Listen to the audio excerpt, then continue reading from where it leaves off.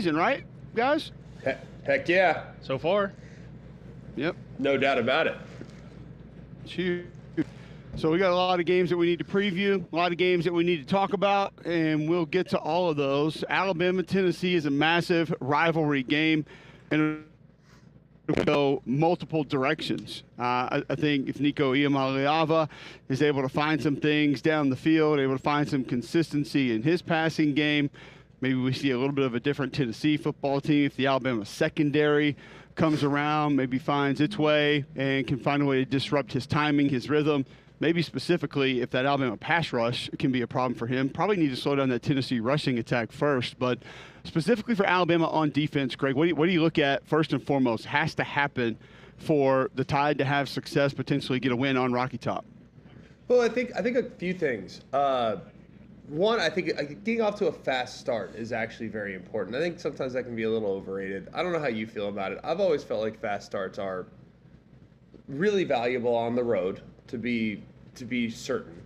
But I think also knowing that Nico's struggling a bit and maybe seeing some things, seeing some ghosts, getting him feeling unsure is of the highest priority. So I think a fast start's big.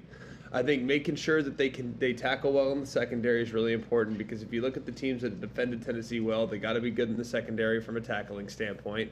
And I also think third, I think you have to kind of be mindful of where Dylan Sampson is and make sure that the safeties don't trigger too soon. And you got to have great coverage in the back end, because you're going to have to play one-on-one. You're just going to have to. I don't know if you've watched it or how you feel about it, but I mean, it seems like they always get one-on-ones, just about whether or not they hit them.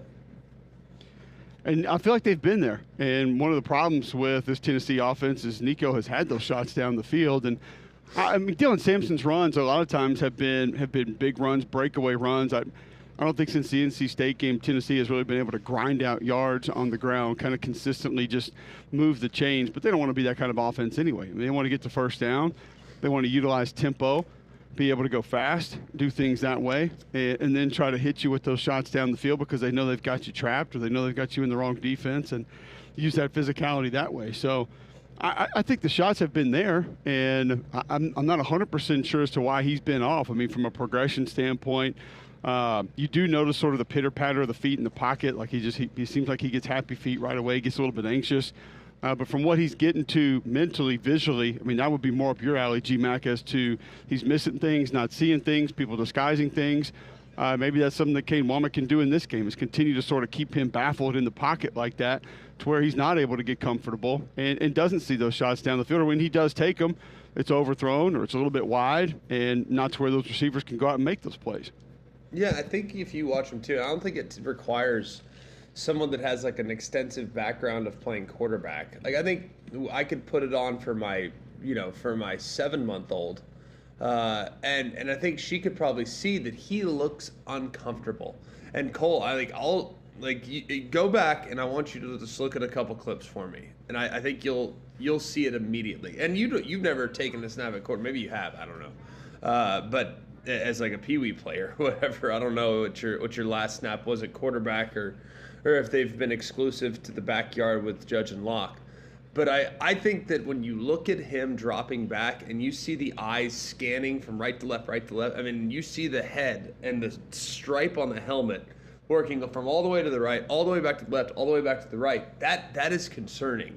And I mean, you just think about it as a player. Like, you're trying to identify bodies that are moving, and move your head right now as you sit there driving in your car. Like, move your head really fast left to right and tell me how many cars you see in front of you.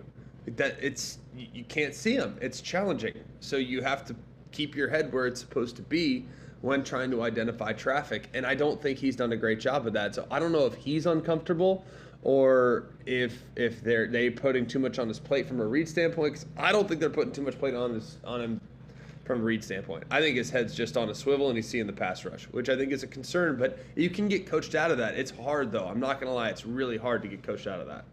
No, I don't think there's any doubt. And when you get into those habits, they seem to be more difficult to make go away. For Alabama offensively, it's one that I've said for weeks. I would love to see them kind of live between the tackles, live with a little bit more of a downhill rushing attack, and haven't necessarily gone there consistently in many games this year. And as much as I would say I'd love to see it, Greg, I don't know if this is the front that you really want to test that way.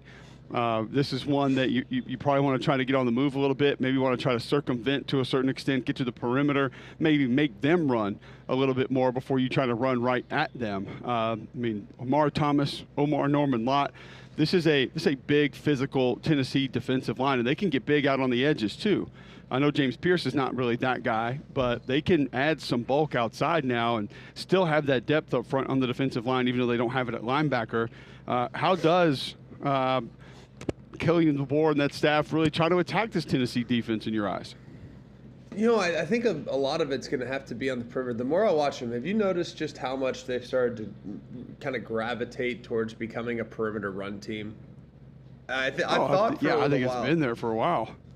It has, for sure, but I just feel like there's more of an emphasis on it now. And it really showed up to me as I went back and watched the Vanderbilt tape again last night. It's like, you know, they're really and I think it's going to come down to their personnel. I think you always want to try them north and south. If you can try them north and south and you can get guys on guys and get movement, then sure, yeah, live there.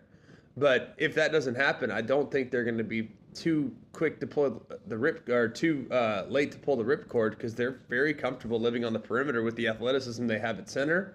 And I think if you look at the right side of the offensive line, I mean, I think you got a tackle in Pritchett that's pretty comfortable on the move in pin and pull situations and stuff like that. So I think it's going to be a lot of hey, let's see if you can run it north and south. If you can't run it north and south, no problem.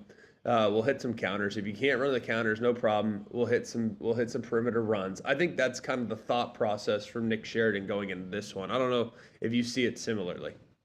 I just don't know if you want to go right at the teeth of it. And when you can utilize those perimeter runs with an extra blocker a lot of times, like they have, those being quarterback runs, and I think that's probably where you want to try to attack first and foremost. But then you look at where the safety help is. You look at how maybe different stunts where you can get a linebacker out in space on the perimeter to help out a little bit more. How do the corners come up and play it? All those things are going to impact it. But I've thought for a long time, get C.J. Dupree, who benches 500 pounds in there, let him help out. Get Robbie Utes, who's 275. I mean, he's a undersized guard. Put him out there and just, try to go ground and pound, go north and south. I thought the first play, and listen, I always watch first couple plays to see kind of how I think things are going to go. First play against Vanderbilt, the run doesn't go for 8 or 9 yards, but if you watch the left side of the offensive line, there's a great push. And I'm sitting there thinking, here we go. Like they're going to be able to tee off on this group, and then it just never happened. And then, what was it, second to last drive against South Carolina? All of a sudden, it's just off tackle, inside zone, power, and it's okay. Like they're going to lean on it now. They're kind of going to it over and over and over, and it was there. But then next thing you know, it's, the next series, they get away from it again. So I don't know why the inability or the lack of desire to kind of live with it or just be that is there. But I feel like it can be and could be. I just don't know if this is the team that you want to go out there and be stubborn with. Now, could it get there later, like we said, with some of those perimeter runs, some screens, different things of that nature to try to make them get outside and get them on the move a little bit first? Possibly, but I don't know if you just come out first 2 series of the game, Greg, and say, no matter what, we're going to run right at you guys. No, I wouldn't anticipate that. I think it's one of those where when you have a really good look, I think you want to make sure that you take advantage of those run opportunities. And I got to be honest with you, I don't know about you. Just your assessment of Tennessee's defensive line in general, I think they're very, very good. Excellent. But I think do you think South Carolina's better? That's, I think, maybe the main question. And I looked at last week's tape, and I'm watching them run the ball pretty well. I mean, I would say last week was probably as good as they've run the football between the tackles and just traditional downhill run game, maybe all season, and that's a good front. So I don't know. I was kind of thinking like, man, I don't know, because I really like South Carolina's front a lot, and they ran the ball pretty well in that football game last week. So do you think that they're going to look at the tape and say, well, Tennessee And South Carolina, maybe comparable a little bit. I think Tennessee's maybe a little bit heavier on the inside and have a couple of big physical bodies on the inside that will be tough to move. But South Carolina's pretty tweaked up, so I don't know your thoughts on that as well. Well, the one thing that I'll say is I do think that this Tennessee front is a little heavier, a little bulkier. That South Carolina, those D tackles are really good. Tonka Hemingway and company, but you're talking. We talked to Clayton White earlier this week, their D coordinator, and he's like, listen, we're 298, we're 304. He's like, we don't have a bunch of 320, 330 just anchor guys that can just sit there and put their hand in the date and make sure that you're not going to be able to push them anywhere. That's not really what we are. So they do move some, and Tennessee's group's going to move too. You can't play defensive line in college football this day and age and not stunt 50% of the time. I guess that's kind of what it is. But which, by the way, we need to have a conversation with Stanford Steve about that because I think he talked to our guy about it, and he had some interesting comments as to why so many people defensively are stunning this day and age. But this is a group that I do think if they need to, specifically with Omar Norman Lott. Also, I think when you talk about Byron Eason, Elijah Simmons, like you're getting up in the 320, 340, 350 range. So that's regardless of how good, how strong you are, you're not really moving that to where if that's where you're trying to live, you're going to be successful with it. So I think if you get a heavier front from Tennessee, that's where you say, all right, we can get to some stuff off tackle or maybe some misdirection. And that's the key too, you still have a lot of things that you can do with your wide receivers across the line of scrimmage. You can utilize those tight ends that way to try to get people going wrong ways. Quarterback counter can be a really nice run for them. They've run it a few times this year. It's been good. So the other thing, too, is that I wanted to ask you is Ryan Williams last week. Does there need to be the mindset with this offense? Does there need to be the thought process with this offense of this guy's got to get 8, 9, 10 touches a game? I think they're probably going to get to that point. The guy is still a freshman, I think, though. So I think you got to be mindful of the potential freshman wall, which is a real thing. I don't know if you experienced it, but I certainly experienced it as a player that was 6-7 weeks in. That, man, it takes its toll. And a lot of freshmen in October kind of maybe their production dips a bit before they pick things back up as they near the finish line. So I think that's something maybe to be mindful of. But, yeah, I think he's done a pitch count for sure. Like, you want to get him involved.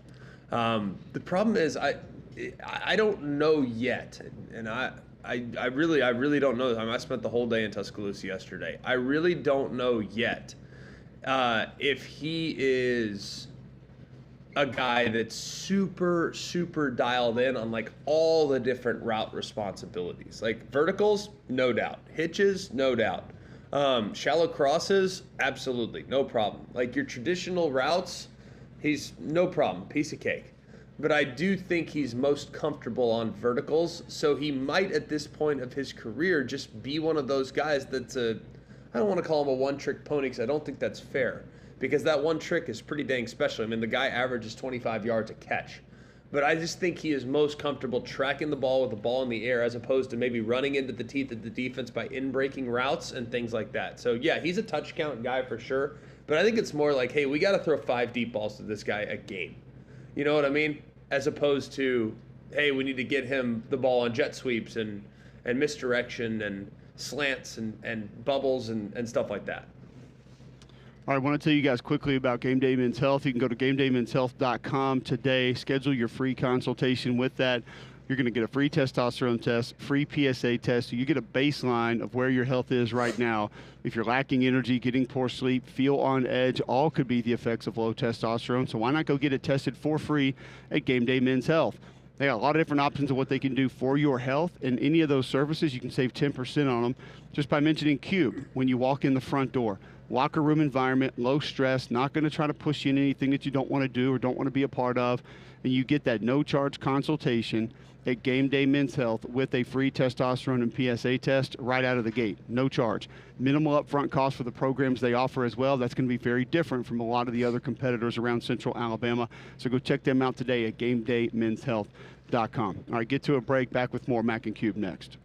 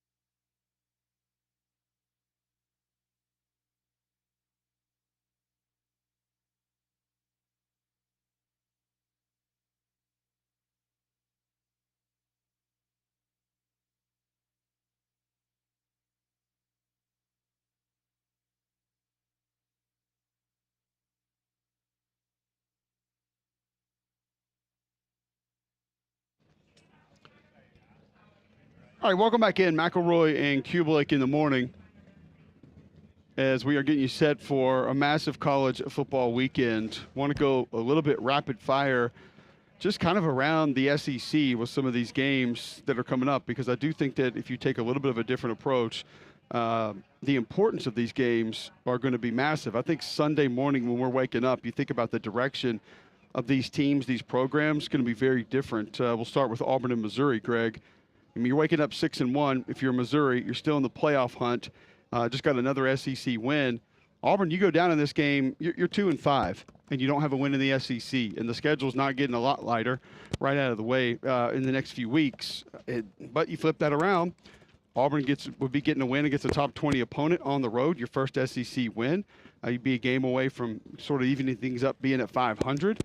And Missouri, you may be looking at being out of the playoff if you drop this game. So, I mean, it's a massive one at 11 a.m. Saturday morning on ESPN. Yeah, and we talked about it in the break. I know you kind of felt like you said it facetiously, but I really believe this is the biggest weekend of the year as far as some of the matchups. And there have been big games littered throughout the season. I always love week one. Georgia-Bama week was big. Like, there's a ton of big games and big weeks. This week in the SEC feels like it's at another level. Because I do think we're kind of getting to the point of the season where it's like put up or shut up. You know what I mean? A lot of teams right now are I don't want to say searching because that has a negative connotation, but a lot of teams right now are like, all right, man, when are we going to kind of put this thing into overdrive? Because it feels like it's now or never for some teams. Like Missouri's a perfect example of that. Like now or never. Like you're at home against a 2-4 football team, and yet you are a 4-point favorite. That is eye-opening. So it's put up or shut up time now, man. Coming off a big blowout a couple weeks ago, had a bye week, lick your wounds, figure it out. I think there's a tough game for Mississippi State or for Texas A&M this week. Like A&M, all the things in the world. Everybody fired up about what A&M's got. Everything's looking good for them. Guess what? Fresh off a bye, go to sleepy Starkville and run into some problems with LSU coming to town next week. Like, I think that's a show me game. LSU, fresh off a win that was very unlikely. You're now going and playing in your rivalry for the boot. I mean, massive. I don't need to hype up Bama, Tennessee. I don't need to hype up Texas, Georgia. Like, those things need no introduction. But, man, this to me in the SEC is by far the biggest weekend of the year just because I think we will eliminate from conversation multiple teams. Oklahoma, as much as people want to leave them for dead, y'all, Oklahoma is 4-2. And the loser of this game, Cole, the loser of your game, I don't think it's a foregone conclusion that they go to a bowl. And both those teams have looked pretty dang good this year. If you look at South Carolina's losses, man, I mean, no one's lost closer games than them. Same with Kentucky, Florida. Like, you lose this game, your bowl season is in jeopardy. So I think it's a huge weekend. Biggest of the year so far, and just a lot that we'll learn. You think about South Carolina being 3-3. If they can grab this game, you get a game ahead of 500. You just knocked off an Oklahoma team on the road. Would be just massive for morale because, like you said, you've been so close a couple of times. It's not like the schedule gets a whole lot lighter, but A&M, we've tried to make that a rivalry game. I guess they play for some kind of governor's trinket, whatever that is. Trinket. But you got Vanderbilt, which I'm not going to say it's an easy win, but it's gettable. Missouri, by that point in time, could be gettable. Wofford, Clemson doesn't look like an insurmountable foe. So, I mean, you would have all of a sudden a chance to right the ship, so to speak. If you're Oklahoma, you get to 5-2. You get an Ole Miss team that has shown some weaknesses. I think your defense, in certain ways, matches up well with that group. And some of the problems you might be able to cause. You get Maine, Missouri, obviously Bama late's not going to be easy, and LSU late, but you probably need to stack some wins now with Missouri on the road, Alabama at home, LSU on the road to close the season out. Like you said, I think it would be very fair if Oklahoma drops this game to start having real conversations about, are you going to be involved in the postseason? Because the other thing I think we need to see is, are you going to begin to make some advancements on offense? Because the plan put together against Texas, while I like some of the misdirection, I like some of the replays with the quarterback, they weren't in sync. I mean, you had running backs going the wrong way. You had quarterback keeping the ball when he shouldn't have. A shovel pass wide open, he decides not to throw. I mean, you've got to be able to find some rhythm and consistency. and you just don't know if that's going to be there. I mean, you mentioned Texas A&M, Greg. You're going to Starkville. Yes, this feels like a little bit of a setup for an upset, but Texas A&M could get to 6-1 with no losses in the league, and then all of a sudden rivalry game with LSU coming up. And you got South Carolina, New Mexico State, Auburn before you're going to have to play Texas. I mean, you get past this one, LSU is going to be tough, but you've got a real chance to stack some wins up before you could potentially play Texas later in the year. And I hate the whole control your destiny deal, but I mean, A&M only has one loss in the league. So it's right there for them to take it if they can continue to play the way they played the last time we saw them out.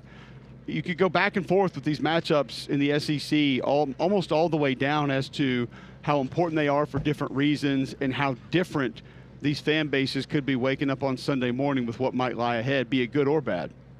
Yeah, and I think that it's a fun place to be, because we were sitting there, and I don't know about you, like I just wasn't sure how October would feel. I know November is going to be a flurry to the finish line, but in the new look playoff, I just didn't anticipate this many teams feeling as if they're on life support at this moment in the season.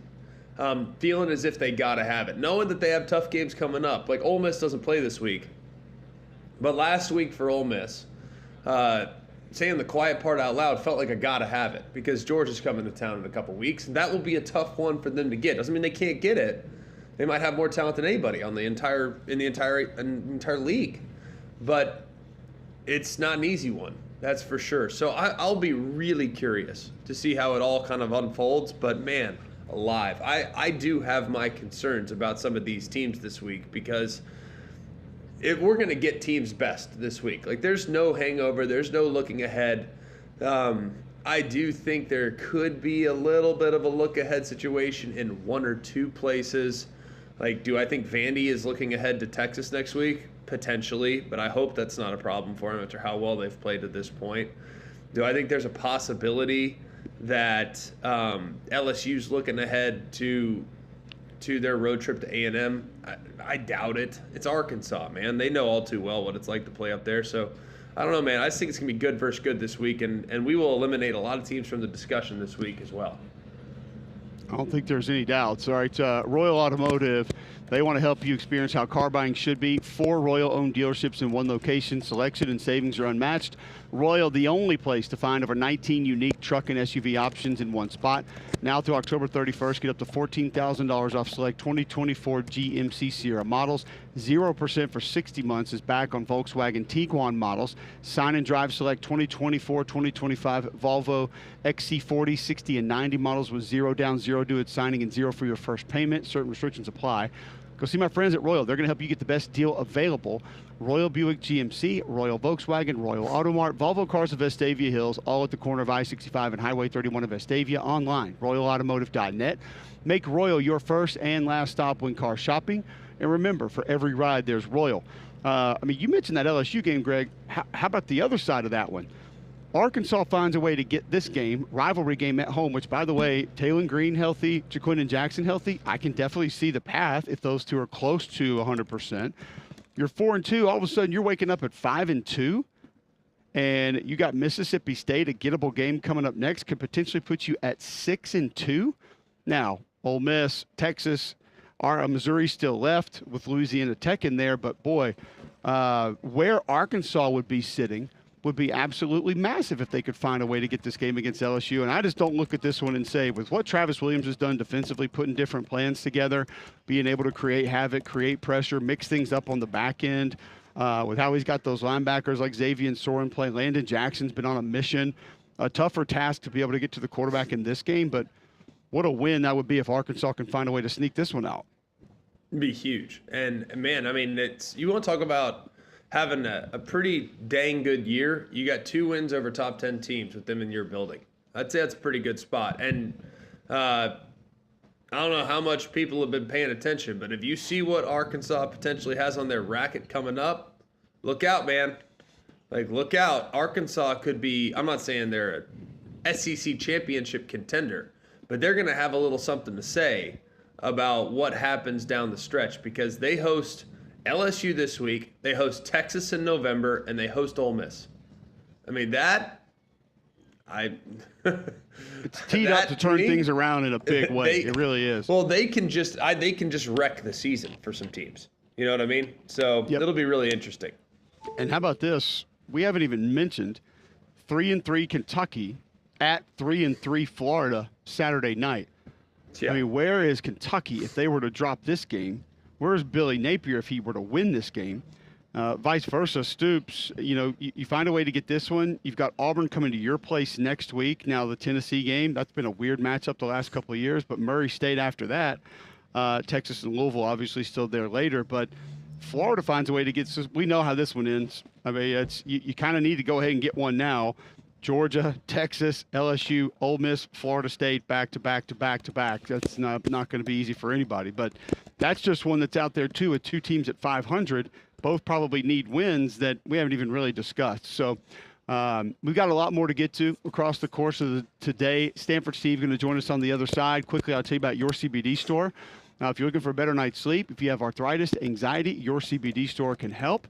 Go check them out at one of their 4 locations, Highway 280 by Bailey Brothers, 150 by the Cajun Cleaver, Trussville just off 459, and now downtown in 5 Points. USDA certified organic oil supplements. They've got the stamp seal on those products. If it's weight loss, the Trim by SunMed also in stock that can help you out with that. Go check out your CBD store today where good health hits home. Back with Stanford Steve right after this on Mac and Cube in the morning.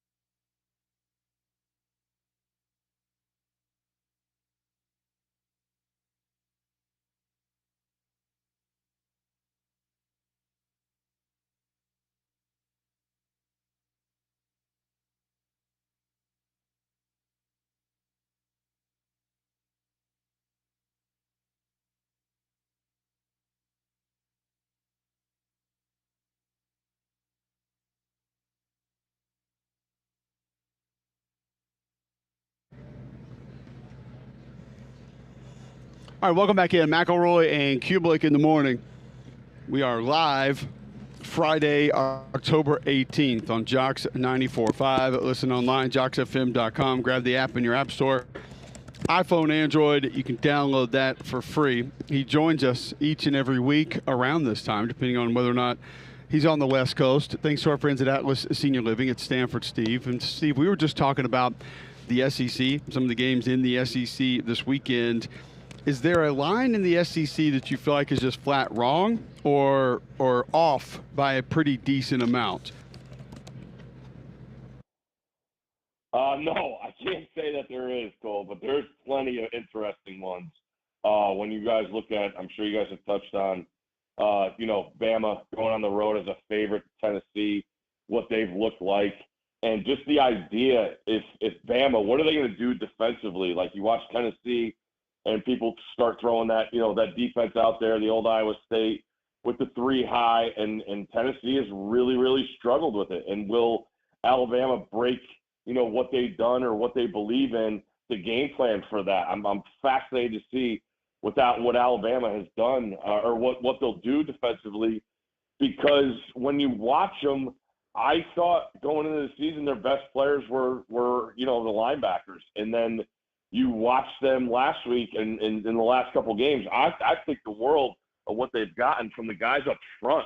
Those guys have really balled out to me, knowing what they look like on tape from last year. And, I thought they overachieved. Obviously, they played great against Wisconsin. Wisconsin is not the best team. But even last week, I thought they played really well. And then, the back end didn't hold up their thing. So what does Alabama's defense look like after, in a road situation? In the last time we saw that was against Vandy. LSU, how do they respond? With pouring in so much into that win against Ole Miss, against Arkansas, and Arkansas is a team that's lived off of getting LSU traditionally after LSU always played Bama, and Arkansas had done well in those circumstances. A&M, that line keeps going up. It's 18 now. I'll take Mississippi State. I actually think Levy's done a pretty good job with what they were faced with playing at Texas and at Georgia. He's got his guys competing. He had to go second quarterback. So I don't think it's elimination. When people start talking about elimination for the playoff, it's not that. But teams that are going to get that second loss, you're out of wiggle room now. So that's what I feel like. In the game here with Georgia and Texas hasn't really faced an offense with a lot of capability. But Georgia comes in knowing that they did lose a game, and what's up against them with hosting Tennessee and a road trip to Oxford still in their midst. Georgia is going to be as close to desperate as there is this weekend. And how does Texas respond to that? Georgia's going to bring the fight, and how does Texas respond to that, knowing that their secondary hasn't faced anything like this so far? How would you assess the, some of the lines that just don't really feel very comfortable? Like, I guess home road, let's start there, because the home road situation to me is really interesting right now, where I've seen many teams go on the road and just wasn't a problem. So are we overvaluing home field more so this year than we have in the past? Yeah, Greg, it feels like we're waiting for those teams to see it. Now, Miami's one that sticks out to me, right? They get the win against Virginia Tech. They go out to Cal. They're down 25 in the third, and they come back and win. Now, why were they down 25? I thought a lot of it was self-inflicted. They weren't clean offensively, and that's what you got to be. You got to be better than your norm on the road, knowing what you're up against with crowd noise and guys playing better at home because they're more comfortable. And now you look at Miami going on the road off a bye against Louisville, who I would think is better than their record is. Notre Dame, turnovers really, really hurt them. And then SMU, I thought, just had a great plan against them. And they caught them in a great spot, a noon game. If this game were a night game, I would really, really like Louisville. And I don't know if that would affect the home crowd, because I look at the time of these games. Every place is different. I mean, look at Knoxville. Like, it's different at 3:30 than it is at 7 o'clock. So Louisville being a noon game, I still like Louisville. I think they have the capability to pull it off. But as far as the home field, we're waiting to see these teams, and that's the one that's fishy to me because we've seen Miami on the road, and it wasn't great, but it was good enough to still overcome a huge deficit. And now you got Louisville. I think the world of Brown as a play caller, and I thought that was going to be like a touchdown, and it went all the way down to 4. It's back up to 5. So that one seems fishy. And I thought Arkansas would be getting more, knowing the uncertainty of Taylor Green and what LSU looked like offensively, and knowing the strength of Arkansas's defense is not their secondary. And I thought Arkansas would be getting more. So does that make you like Arkansas because you're getting more credit for home field? Those are the two that stick out right now as far as fishy. But yeah, I could see early on with home field being a little overvalued.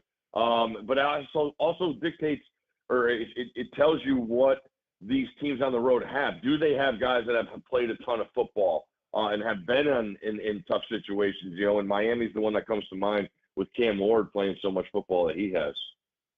I was interested because I was looking at some of the lines for this weekend, Steve, like in specifically Army and Navy. I think with 15 and 16-point favorites this weekend. Has Vegas sort of corrected where those teams need to be? Should it be more? Should it be less? Where are you on those two teams respectively?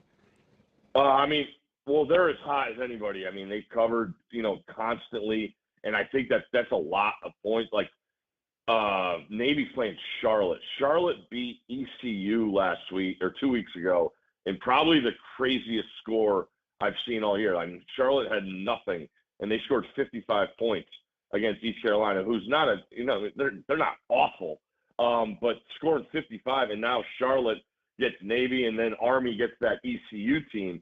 So I think, the last time out, those teams, what they look like, you're overvaluing. But I would ride the Army and Navy train. If you've been on them, it's awesome because they just get out on teams and they just pummel. They're not going to give in. You could see the teams that they play against sort of tap out in the second half because they don't want to line up. And to steal your phrase, put the hand in the dirt for 4 quarters, Cole. Yeah. And you see that result in the fourth quarter. So if you've been on the Army Navy train, there's no way you're getting off. And yeah, you're going to see their lines keep getting juiced. And that Navy offense too is pretty sweet, don't you think? Yeah, Greg, have you watched Navy? Yeah. All right. I've been preparing for possibly doing one of their games at some point. Like I think there's a real possibility we're going to end up doing one of their games if they keep winning. So I took a peek at them after they played UAB and was pretty impressed. Yeah. For all the crap that we give our boy Cole, that is his guy. That guy Drew Cronick. He was the Mercer guy when Cole brought up Mercer. He was the OC at Mercer. So I do want to bring up. Nobody cares about Mercer. Nobody. There you go. It's a tricky offense. Cole, on the other hand, I did have another thing for you, and I saw Greg on the Tuesday night show, as great as he always is on that. I was thinking, why doesn't the Joe Moore Award announce their award in a bracket like the playoffs, so then we could see the 12 teams that were up and what the matchups were. The watch list is too big. Joe Moore. Yeah, the watch list is too big. It would be a 123 team bracket, and we could just break it down from there. See how it goes. We're just asking for the final 12. That's all we're asking for. Let's see it in the bracket. I'll run that by AT and see what he thinks about it. There's a little too much bias that exists in the Joe Moore Award. Cole would keep trying to push Auburn in there, and I don't know if that would work. No, he wouldn't. Brought that up. No. Tape don't lie. Tape don't lie. Well, Cole has to get out of here, Steve. He's got to go to got to go to Oklahoma City. So he's about to go get on an airplane. See you, boys. I'm boarding. Say a prayer for those sitting in 28A and C, because I have a feeling Cole's coming in hot today. He's coming in hot. But Cole's going to run. He'll be on the call tomorrow for South Carolina and Oklahoma. That's actually going to be a really good game. I'm pretty excited about it. So looking at some of the other lines this week, like there's a few that I really, really like.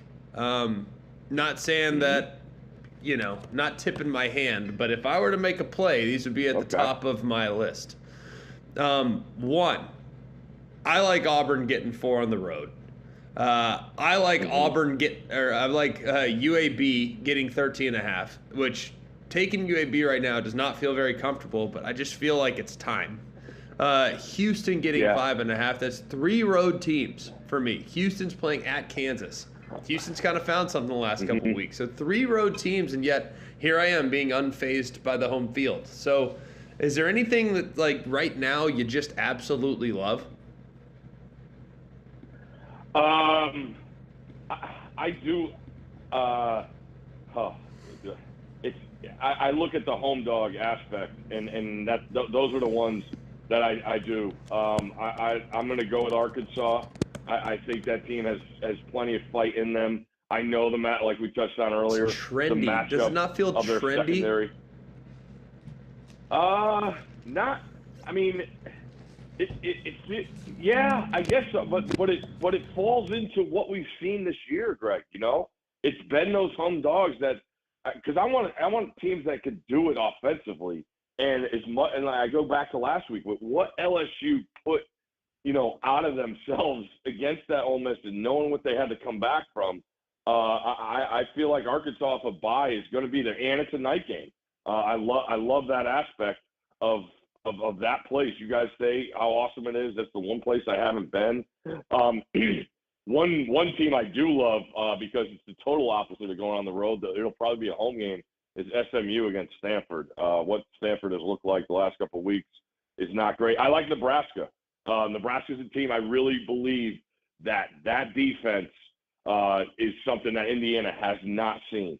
And it feels like Indiana is now the trendy team where people are starting to look at their playoff odds and knowing, they have Ohio State and Michigan on their schedule ahead.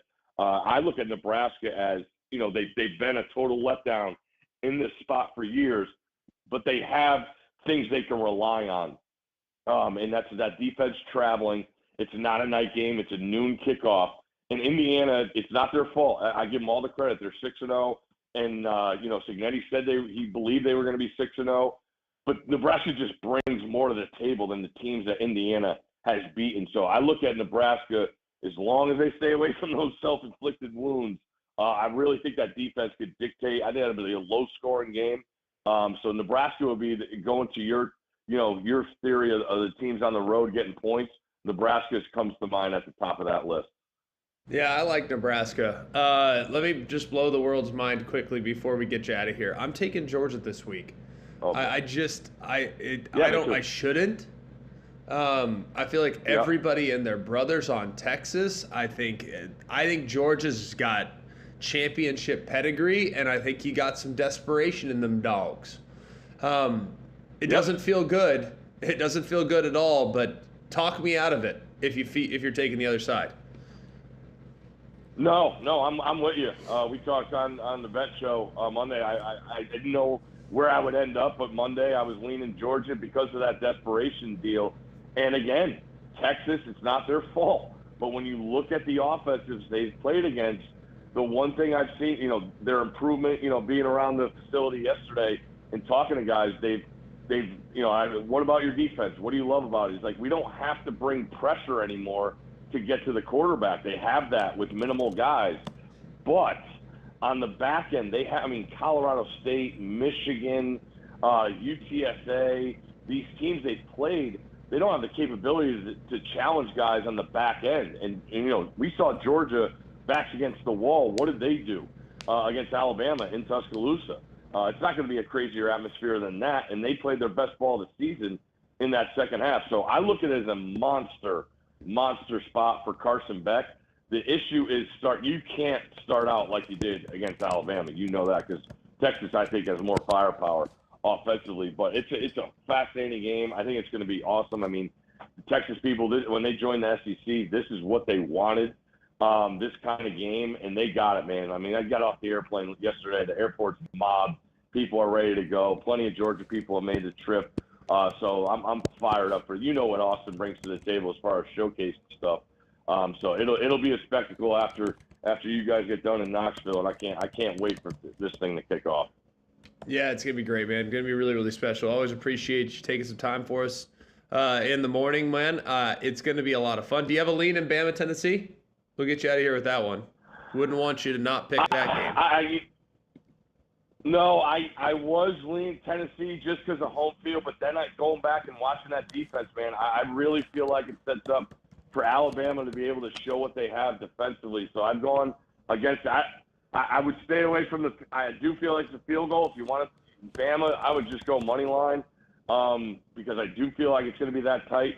Milroe obviously has to be better situationally. How he never saw Kennard on that safety, I'll never know when he's 2 feet away from him. But I expect Kalen. I mean, Kalen has always scored in these type of games, right? You go back to the games that they've won at Washington, and they've had guys offensive. You know, going on the road at SC, Texas in the playoff game, Oregon twice. They've scored 30 plus. So what is Alabama's defense? They got to be able to travel. They got to tackle too. So I've come around and I'm going Bama on the field.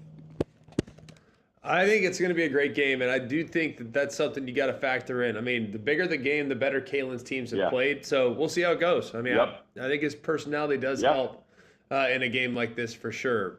Steve, appreciate you, my friend, as always. All right. Give Mr. McDonough my best, please. I will do that gladly. Steve joins us every week thanks to our friends at Atlas Senior Living. You need to go online right now. Go to the atlasseniorliving.com website and click on the football banner. All right? Click on the football banner.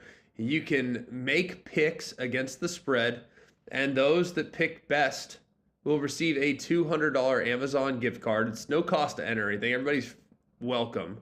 And you can sign up for the football pool. Like I said, atlasseniorliving.com. You click on the football banner. The overall season winner, if you want to get hot, it might be a little late if you're starting now, but the overall season winner will get a $1,000 Amazon gift card. So go and check out the senior living community that serves seniors all across the South.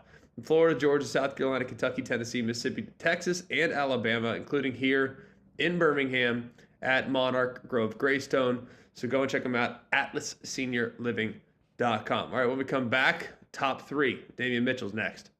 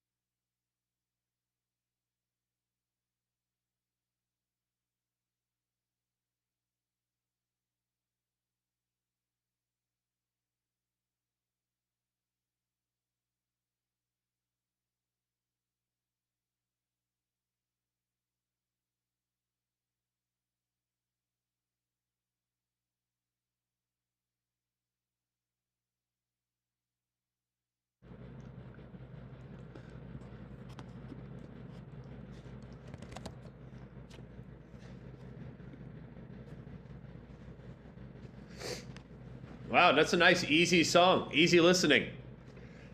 Well, it's that time of the morning. Got to wake up. Well, angry rock. All right. Damian Mitchell is with three-man front, so that means John Saber will be filling in for top three. So we expect a notable improvement and more preparedness for this segment right now. I told John that he had to do this segment about 3 minutes ago, so he's actually putting in twice as much time as Damian does to this segment every day. So where are we going today, John? Well, normally on Friday we do our upset alerts, but to actually elevate it a little bit because Damian's not here and I am. Top three upsets you want to see this weekend. Top three upsets I want to see. Correct. Yes.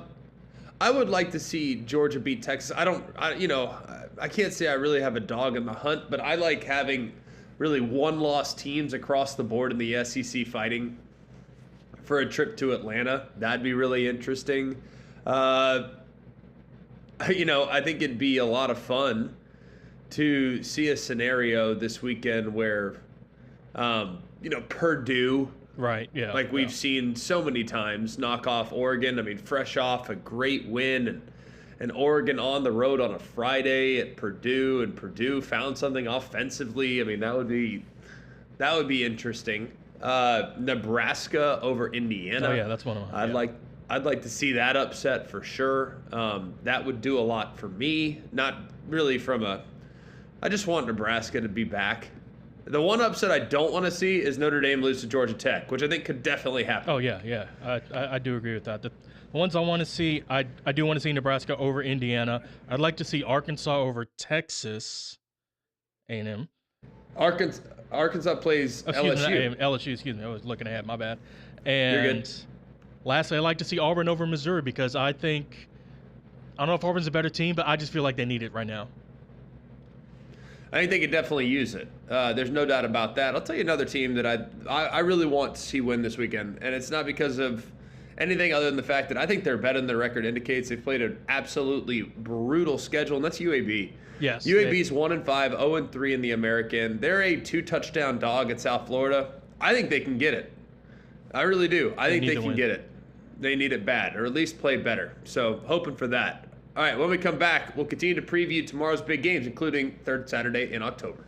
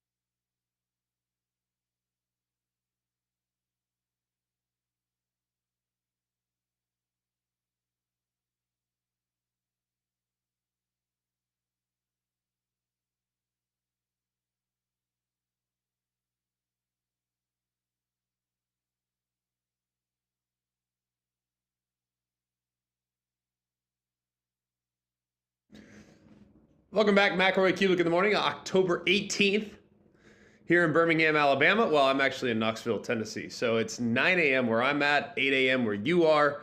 We appreciate you guys being with us. For all of you listening on the app, all of you listening via the streaming service, we welcome him in. He is, I think, it's just a shining star in the profession. Just a real gentleman.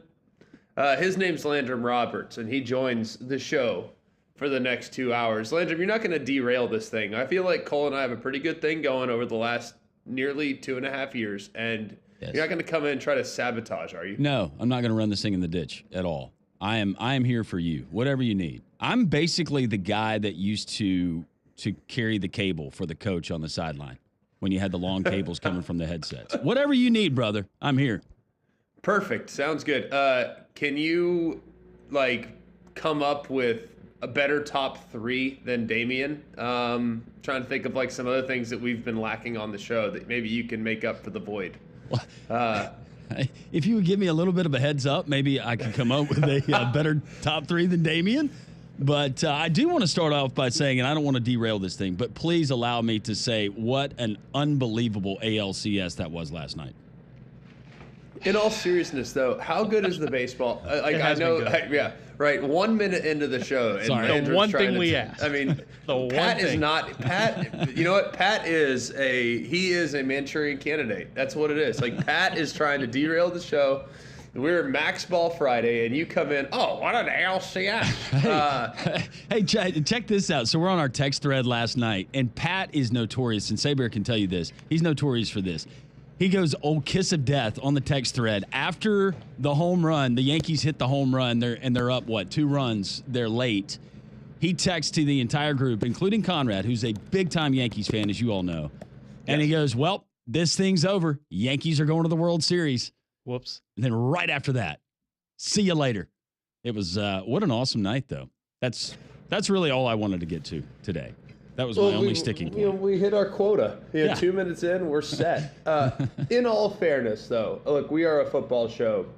But as a sports fan, you cannot ignore how good the postseason has been so far for baseball. No, you can't. And as much as I hate it because my Braves are not involved, they were for a second. Was it that long? It was, half of a game. Basically, we'll all have that 162nd game of the year in the doubleheader, though. We'll never lose that. Don't forget that. That was all we needed. You're exactly right. That was a thrilling Monday of baseball for sure. The networks have to love this. When you think about the markets, the eyeballs, the brands of all of those involved, and I guess you can make the argument with the Guardians. That's still a brand. You talk about 2 teams from New York, and of course your LA Dodgers. I think that not only that. From an eyeballs perspective, but you're right. We've just had great games. I mean, you look at what the Mets, baseball's so much fun. The Mets just trying to survive, trying to earn a berth in the playoffs, and they get on a roll. And that's why I love fall baseball. But I love it a lot more when my Braves are involved. It has been very fun. Dodgers last night breaking away. The bats have come alive. Shohei's come alive. Shohei, he's I think he reached base at least 4 times last night. I don't know. I lost internet when they were up 7-2. And at that point, he was 1 for 1 with a bomb in the leadoff spot, first at bat of the game, and then had 3 walks. I just didn't see what he did in his final at bat, but just an incredible game. And then the back and forth nature of the Yankees, Guardians. You thought Yankees at the back-to-back bombs. Guardians storm back, win it in extras. It's really been a lot of fun. I still think the Yankees, Dodgers are on a collision course, and that's exactly what the MLB wants, because I'm sure I'm sure the conspiracy theorists are alive and well and thinking they're fixing games. Yeah. Yes, you're exactly right. Because you can fix baseball. You might be. There might be other games where you could potentially have an impact. I'm not sure as much you can do in baseball. If a guy's out, he's out. If he's safe, he's safe. And if the pitcher grooves a fastball, he grooves a fastball. But I digress. Let's start with Bama, Tennessee. I think most people have heard my takes on it all week. For you, Landrum, what are you most intrigued by in this matchup? I think this is kind of the narrative. I know that we get it. GMAC typically every year in college football, but it seems in parity, we've seen that thrown out a million times this college football season, but we're truly seeing it.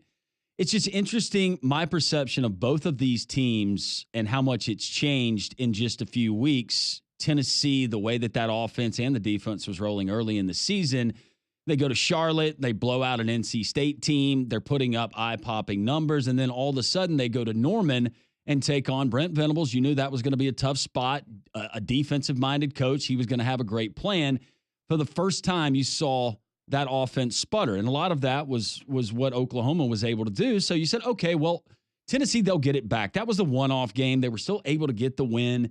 We're going to see this Tennessee offense really start shining. And then they go to Reynolds Razorback, and I thought that everything that I'd seen just a couple of weeks before when went out there with UAB and watched that Arkansas team, I thought, all right, what I've seen from Tennessee is this offense, they do the things that they do well, Arkansas doesn't do well. And then we know what happened in that game. And then I thought, all right, well, the offense is going to get back.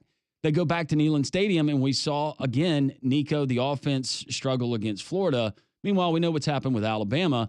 I thought that this was potentially going to be that one game, and we've talked a lot about it on Three-Man Front, that Alabama, if you're going to circle a game prior to the start of the season, aside from Georgia, they're at home, it was going to be, Tennessee might get them. And they might, but I think that Alabama's the better football team, at least on the offensive side of the ball. And the biggest difference for me, Greg, is this Tennessee offense and the way that they were able to roll up and down the field 2 years ago there in Knoxville. They had a guy named Hendon Hooker who was really, really good, and he was stupid accurate with the football. Nico Iamaleava has got to get better as far as being more accurate. I'm going to let you speak to that, but he just seems like some of those plays, they're there. He's got guys that are open, but for whatever reason, he can't dial it in. Yeah, and there have been some narrow misses. Like, there were some really bad misses against Oklahoma. Well, actually, Oklahoma, there were some hits, too.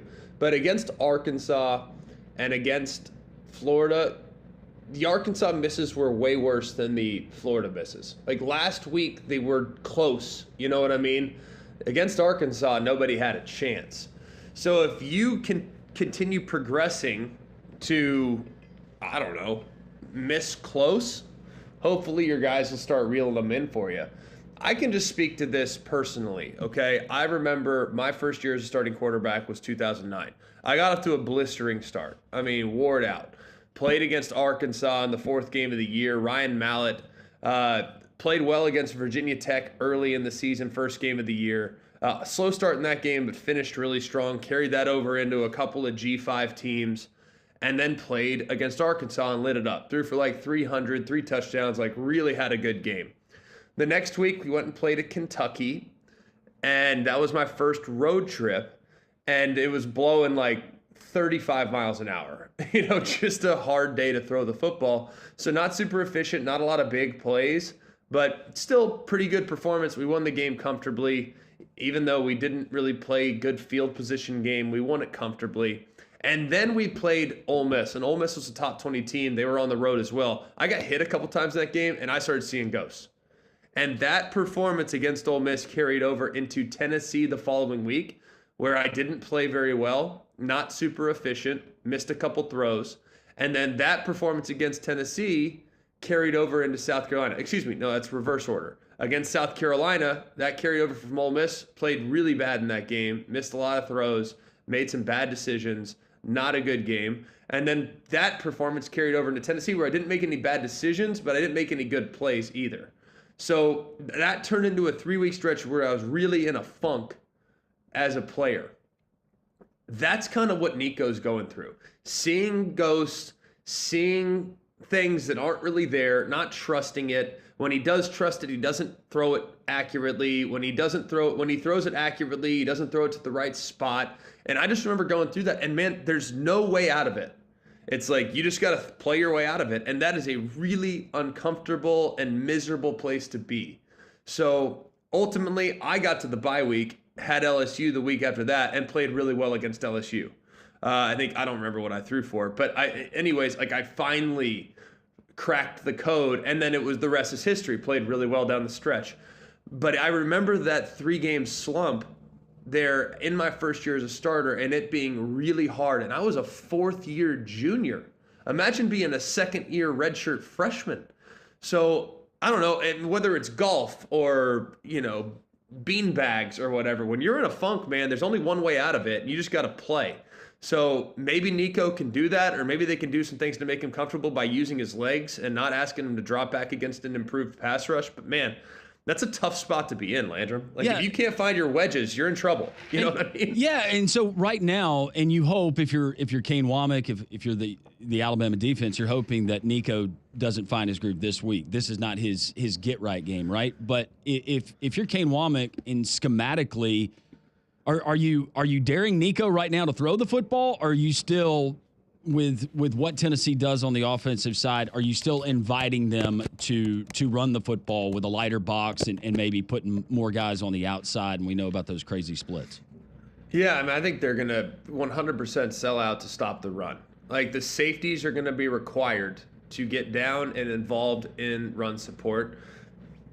The way the teams have structured them the last couple weeks, they have 3 down defensive linemen. They have overhangs that are outside the tackles.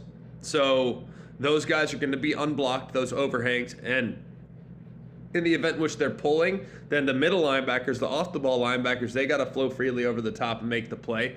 But the last line of defense in this group is the safeties. And this is a team that naturally creates a lot of space. So those safeties are going to be required in the event in which the ball pops. They got to come up and make the play.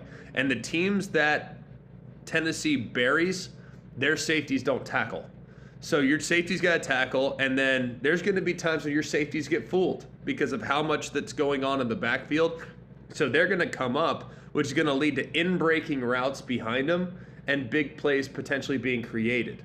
They hit two against Oklahoma, and that's what won them the game. That's all it takes is 2, maybe 1, even depending on how the game goes. So all it takes is 1, all it takes is 2. That's the beauty of this offense. But they are big play dependent, and they are first down dependent, and they are very much a rhythm-based offense. So you can disrupt their rhythm and get them behind the sticks. That could be potentially huge for them. G-Mac, so to that point, if you're taking, let's just say the skill of Alabama and skill position players, skill of Tennessee, the likes of Squirrel White, Brew McCoy, who are you giving the advantage to in that one? Because I started thinking about it. Of course, 2 years ago, I would have said, and that was kind of Jalen Hyatt's breakout game when he had, 206 yards, 5 touchdowns, and it was just a crazy day for him. But would you have Alabama's skill right now a tick above overall where Tennessee is top to bottom? We're drafting players in this game, like just skill players, right? Offensive skill players. First overall pick is Milroe. Second overall pick is Dylan Sampson for Tennessee, the running back. Okay. Third overall pick is Ryan Williams. Fourth overall pick is, probably, I just got to go off production here. I can't go off like upside. That's fair. This is not the NFL draft. All right. Yeah, all right. So I'd probably go Jam Miller next. Okay. And then after that, it'd probably be Squirrel White, and then Jeremy Bernard next, and then it's probably the Tennessee receivers that are the next 2. But I do think there's a place for the conversation to be had about Bama's tight ends. Like, I don't know if those guys are going to light up the stat sheet, but I think they're really good. I think Tennessee's tight ends are pretty good as well. Not quite as physically imposing as what Bama has, but probably maybe even a little bit more athletic in a couple places. So it's a good call, but I think 2 of the top 3 are Bama. I think 3 of the top 5 are Bama. But Tennessee probably has a little bit more known depth because right now Bama's had some guys that are a little banged up, and the Kendrick Law, Kobe Prentice, those guys, if they can get right and get healthy, then it might be a slightly different conversation. Well, and I know it goes without saying, in the start that you had at Vanderbilt, you certainly don't need that. It's imperative for Alabama to get off to a really quick start. But you look at Tennessee and the lack of production, especially in the first half, and if history repeats itself and we see another first half performance or the lack thereof from Tennessee offensively, I think that Alabama's going to win this game going away. But there's so many other, factors and variables, because I thought I knew this Alabama team until kind of what we saw against Vanderbilt, until, okay, last week was going to be their get right. And then we see the struggles and some of the reoccurring issues against South Carolina. We see some new issues, and the same can be said with Tennessee.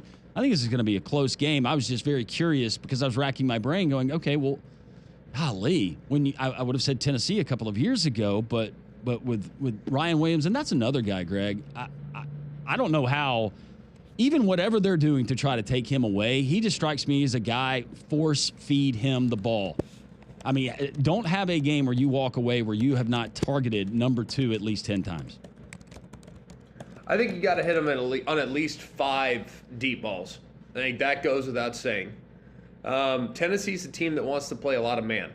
And I would anticipate number 3, Jermod McCoy, kind of following Ryan Williams all over the field.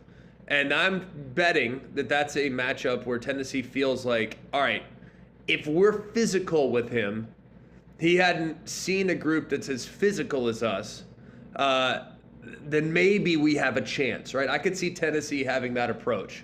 But I don't know. I mean, Ryan Williams continues to blow me away on his maturity and polish and ability to get off press and things like that. Like he's not a freshman. I know he's listed as such, but he doesn't play like one. So he might be a freshman on paper, man, but I can tell you this, it doesn't feel that way, and it doesn't feel that way at all. I could not tell you how impressed I am with this guy. Like, Julio was a freak show. You know what I mean? Julio was a complete freak show and just not fair because of his size-speed combination. Ryan Williams is crafty, and that, to me, is a lot more difficult to defend. That's for sure. One other thing that's not difficult to defend are the deals that you'll find at Bill Smith Buick GMC. Take the short drive up to Coleman, you'll see what I'm talking about. The things are just off the charts good. Right now, too, especially this time of year, as the new vehicles, the 25 start rolling in here pretty soon, like now's a pretty dang good time to get a really good deal on a 24. And these vehicles are perfect. I mean, a GMC Sierra 2500, four-wheel drive, 2500, remember? 2500, the Denali Ultimate, the nicest truck on the road, the biggest, most heavy-duty luxury vehicle you'll find in the world, is available right now for $9,000 off the sticker. $9,000 off the sticker price, 10% off. That's $87,535 plus 3.9% for 48 months. It's deals like that keep people coming back. That's why Bill Smith continues to win Dealer of the Year. They're 7-time national champs, and you'll have a great experience when you go shop with Andy Cole and Jonathan Yeager, taking the short drive up to Coleman's. I-65, X310, Highway 31, or you can always shop online, have it delivered right to your driveway at BillSmithBuickGMC.com. I like that exercise a second ago, Landrum. Let's do a tail of the tape. Let's do a tail of the tape for Bama, Tennessee. Like, we'll go through every position and which one you would rather have. We'll do it next on McElroy and Cubic in the Morning, Jock 94.5.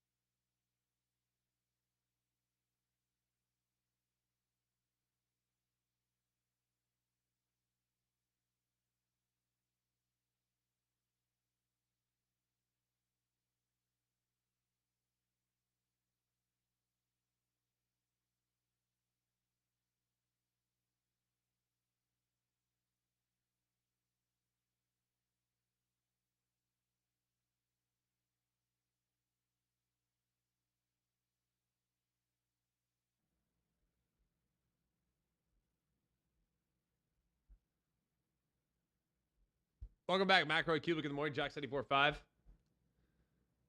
October 18th. Third Saturday in October coming up tomorrow. Can't wait for it. It's going to be a terrific game, one that I think everybody is looking forward to. I know that the ESPN folks are anticipating this being the most watched college football weekend on ESPN or ABC since 2016. So that should I'd say that that leads to, I think, a pretty big little Saturday to look forward to this weekend. So very much, that's saying a lot considering Bama and Georgia did 12 million. So quite the someone number. tells me that's not small. No. For those that are unaware, 12 million's that's a whole heap. That's like 6 Caitlin Clark debuts. I don't remember what that did, but that was a pretty big number. It was a if big I don't number remember, for the yeah, I don't remember. I don't remember exactly what it was, but it wasn't small. That's for sure. I'll tell you what will be a small number, if you will. That's the number that you will pay to have Polar Bear Services come out and take care of your home. It's just an amazing group. They do such a great job. Really appreciate Wes and the guys and how they've taken care of me. We know it's getting cold, guys. I went and walked to go get a coffee this morning. It is like 10 degrees outside in Knoxville. It's probably closer to 45, but it felt like 10. Ill prepared here to, I guess, get ready for the winter season that is quickly approaching, but don't let your home be ill prepared. Get Polar Bear Services out there, do a system tune-up before your furnace starts working in overdrive. They can also help you with electrical work and whole home generators and plumbing. They're serving all over Alabama. So remember, if you have a problem with your electrical, plumbing, heater, air, just pick up the phone and call the Bear. It's 205-497-BEAR. That's 497-BEAR. All right, Landrum, we'll tail the tape, right? I don't think it's going to require a lengthy explanation that we are probably taking Jalen Milroe in this game over Nico Iamaleava, right? That is correct. I will take Yeah, are you sure? I can't talk you into Nico. No, you cannot. Okay, just making sure. Nico in volleyball, I'm taking Jalen at quarterback. Fair enough. At this point of his development, Nico is a really talented kid, by the way. He's got a lot of game, but he's searching for sure. And it'll be interesting, I think, to see if he can bounce back this week, because I would imagine that Kane will be throwing a lot of curveballs at him this weekend. At least that's what I would do if I were trying to defend him. All right, running back. Are you taking the two-headed monster of Jam Miller, Justice Haynes, or are you taking Dylan Sampson? Well, I will take the two-headed monster. It's honestly, I think it's a little closer than people realize, because I think Jam Miller is just getting started. You know, I think he's poised to have a really big second half. I still have to take Dylan Sampson at Tennessee. He's really dang good, man. Like, really good. That dude runs so hard, and I don't know. You know, I'm not big into like running back stats. I have a hard time with them, because to me, how hard is it to run for 1,000 yards when the holes you're running through are, you can drive a Mack truck through them. So like, to me, running game is more about just the running back. But what I do value are how many guys do you make miss and how often do you run through contact? You know what I mean? Right. And I don't have the numbers in front of me, but Sampson seemingly, that dude breaks 2 tackles every time he runs the football, it feels like. I mean, he's just a really, really good back. So lean slightly there. Receivers, which way do you lean here? I will go with Alabama. If you just start with Ryan Williams and go Jeremy Bernard, and I realize with Squirrel White and McCoy and some of those cats, but I will give a slight edge to Alabama. And a lot of it has to do with just having Ryan Williams. I'll be honest with you. I would agree. I think Bama's got 2 1A, 1B type players in Ryan Williams and Jeremy Bernard with his emergence the last few weeks. And I think Tennessee has 3 really solid number 2 options. You know what I mean? Like, yeah. I don't know who their number 1 guy is yet. I wanted it to be Squirrel White. It just hasn't been this year. And there have been flashes from Thornton. Their big, tall, lengthy, rangy, fast wide receiver. But it hasn't really been consistent enough. And Brew McCoy, I think, is rock solid, but he's a possession guy. I think he's a big, physical possession guy. that is really valuable in this offense, but I don't know if he's a guy that can take over the game. Maybe he can. Maybe he will this week. Who knows? I do think he's got a lot of game, though, and a lot of talent. Offensive line, I take Bama. I don't know how much you're studying. Caden Proctor's pass set, but I lean Bama. It's beautiful. There. Yeah. It's beautiful. People will say, well, Bama's offensive line has struggled. Yes, the right side has struggled some for sure, but I'll tell you this. The left side and the right side at tackle at Tennessee have been really challenged this year at times. So I'll take Bama. Defensive line, I'll take Tennessee. James Pierce is the headliner, but they're really deep, and they have a bunch of different guys depending on how the game goes. They have run stoppers, and they have quick and agile guys on the inside. So I think they have a little more versatility, and I think they have more depth. And that's a little bit surprising, if just a quick sidebar, because coming into the season, Greg, I thought with transfers, with guys that were going to be missing, then you add an injury to a starter. You add another injury this week. But coming into the season, I thought, well, Tennessee, if there is going to be an area of concern, I wouldn't say it was going to be just the defense as a whole, but replacing some of those pieces. And I mean, they've gone above and beyond what I expected them to do on that side of the ball. And let's be honest, that has helped them win some close games. I do think that Peely, who is injured, the linebacker, he's out. That's a pretty significant loss. But I would say the front seven is the strongest asset on their team. They're disruptive up front. I think they can play games sideline to sideline. I think they can play the game playing north and south. If it wants to become a 2 tight end slugfest, they can play that game. If you want to get into, hey, let's turn it into a track meet and go jet sweeps and deep balls, they can play that game. You want to let me rush the passer on 70% of the plays, they can play that game. I think they're very, very good up front. And I think every coaching staff that watches Tennessee's defense probably acknowledges, all right, we can't let those guys take over the game, because they can. And that's something to be real mindful of. The good news for Bama is with that matchup, they have had now South Carolina's defensive line can take over the game now. Oh my goodness. Like, they can really take over the game. We've seen them do it. I think they single-handedly beat Kentucky by 25. So it happens. So they've seen groups that can do it in the past, and this group will provide an additional challenge. And guess what? LSU in a few weeks will provide a challenge there. Missouri will. Everyone's got pretty stout and steady defensive line play on the schedule remaining. So that'll be interesting to watch. Next up, linebackers. Man, this is a toss-up, because normally I would say Bama in a guarantee. I'm still going to lean that direction, Landrum, because I still think the upside with Deontay Lawson, Justin Jefferson, and Jahad Campbell, the upside is there. They haven't played great. Just being honest, those guys haven't played great the last couple weeks. But I'm hoping that their best football's in front of them, as they just trust the system, trust the play call, and don't try to do too much. Because I think those guys are trying to do too much. And that is not a good place to be when you're at linebacker, because that can make you a step slow and then get you out of position. And against a group like this with lightning speed all over the field, you got to be in the right place. And especially with Peely being out for Tennessee, I think it's a pretty obvious lean towards Bama, because there are some unknowns there at the second level for Tennessee. Yeah, and going back to the defense, and I know that Kane Womack, he kind of referenced it when he met with the media and saying, these guys are getting it. You just hope for gradual improvement by the time at the end of the season, everybody's on the same page, has a really good grasp of it, and then it's just go out and react. You're not having to think about it too much.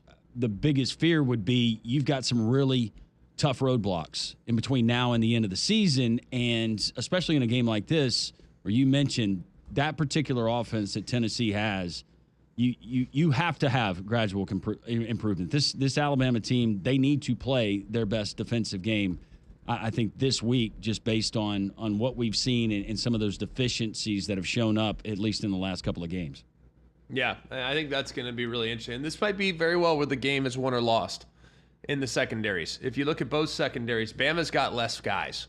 Let's just call it what it is. They're thin and they're young. So it would lead me towards taking Tennessee, because I do think Tennessee has one dude that can be a lockdown guy. And they know that. They'll roll coverage away from him, It's just whether or not they'll be able to do that this week. That's Jermod McCoy, number 3. You'll see him. He's excellent. He's a really good player.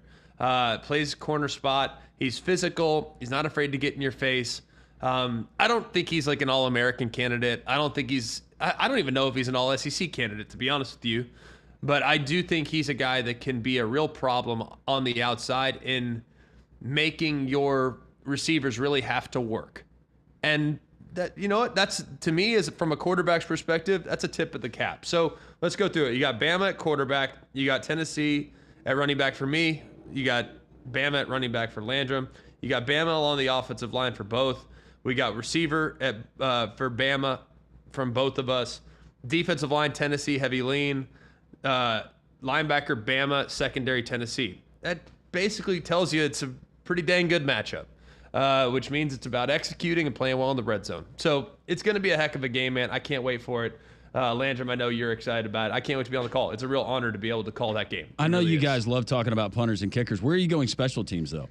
Don't care. Okay. No, don't care. The answer I expected from you, G-Mac. You know what? If special teams plays a role, we didn't do our job. That's the way I look at it. You know, if special teams plays a role, we did not execute at a high enough level. It will always be that way, but I don't know. I know the punter's been good, I guess. How many reps has the hands team for Alabama gotten this week, though? Oh, gosh.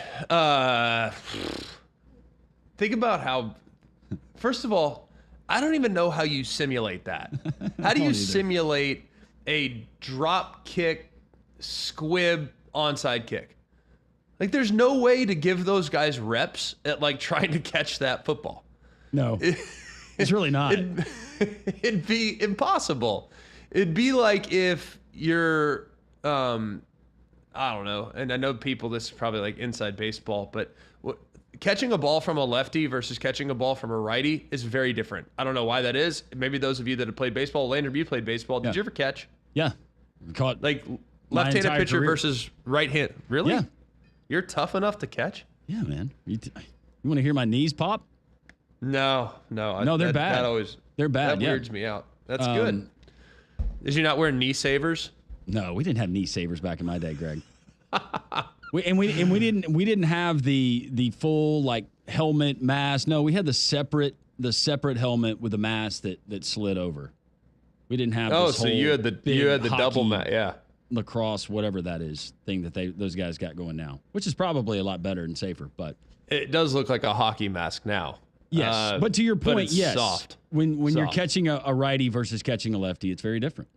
It's very different. Imagine like having to catch a righty with lefty spin off the toe with an oblong ball and you don't have a giant glove. Like that to me that's a hard thing to replicate. That's for sure. So I'm giving them some grace. Like to me, that was a really tough spot that they were put in, and it's unfortunate that it didn't work out. But yeah, to answer your question, something tells me that they had some reps on the hands team this week. I'm just not sure that they had good reps if someone decides to do another drop kick squib onside. So we'll see.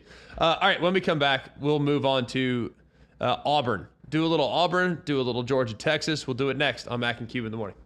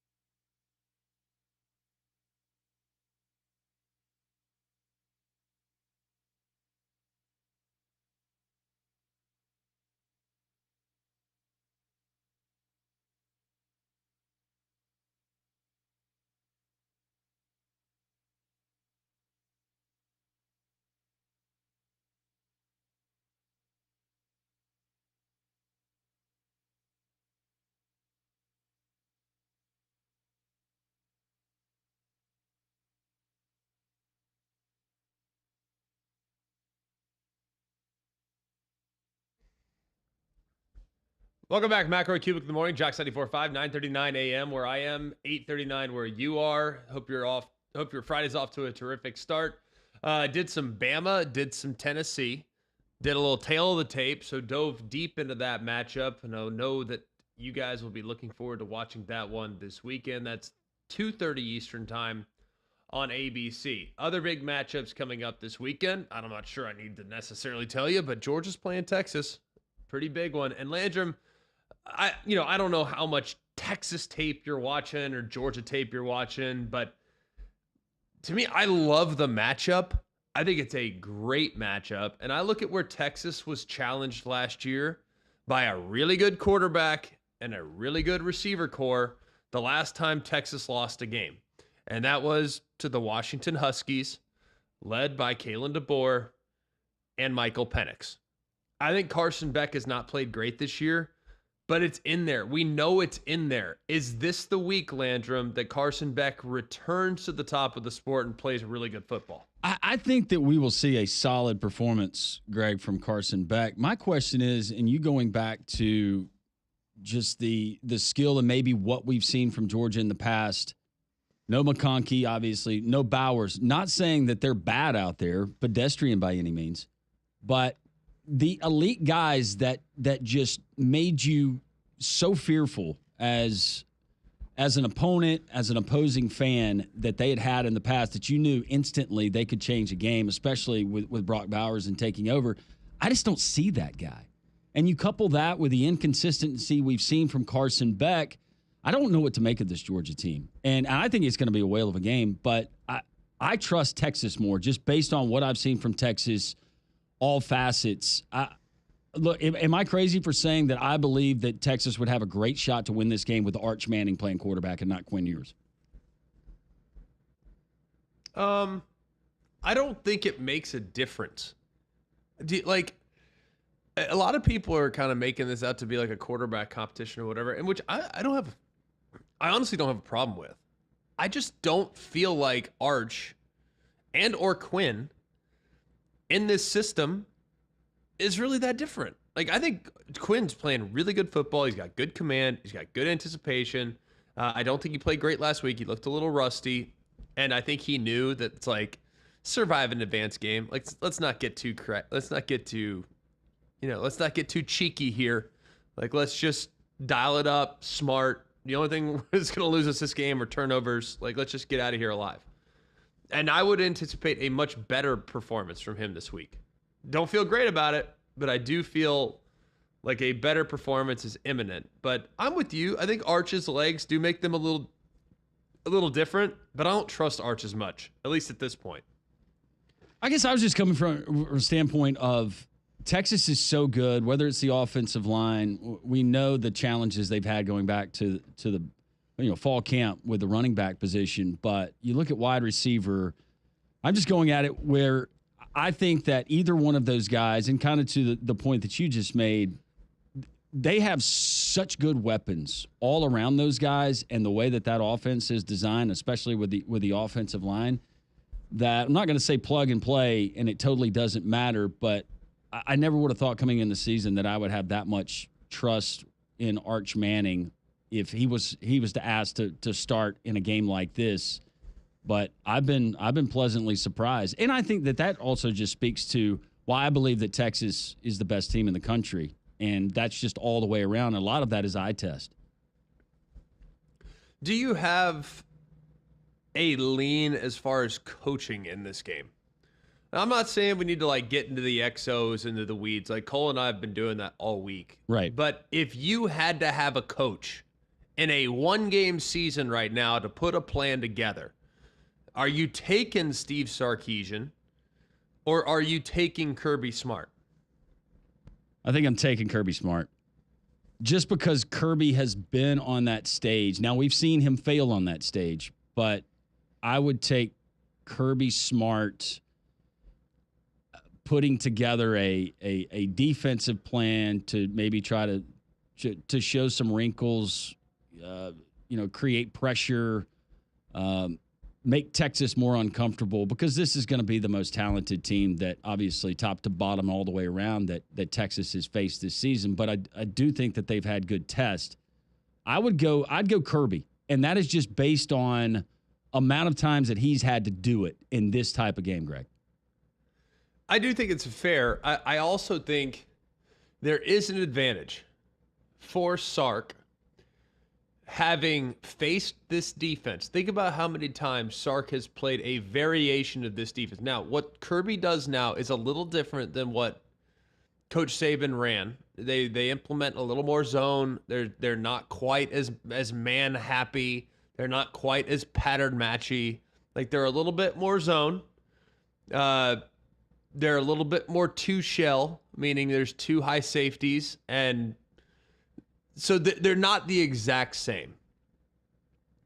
But I think about the way that Texas played Bama offensively in the last two seasons, and the way that Texas has played, and the way that Sark has had to basically dial up things against this style of attack for however many years. What, from 16 to 20? I mean, the guy was there for a long time. Yeah.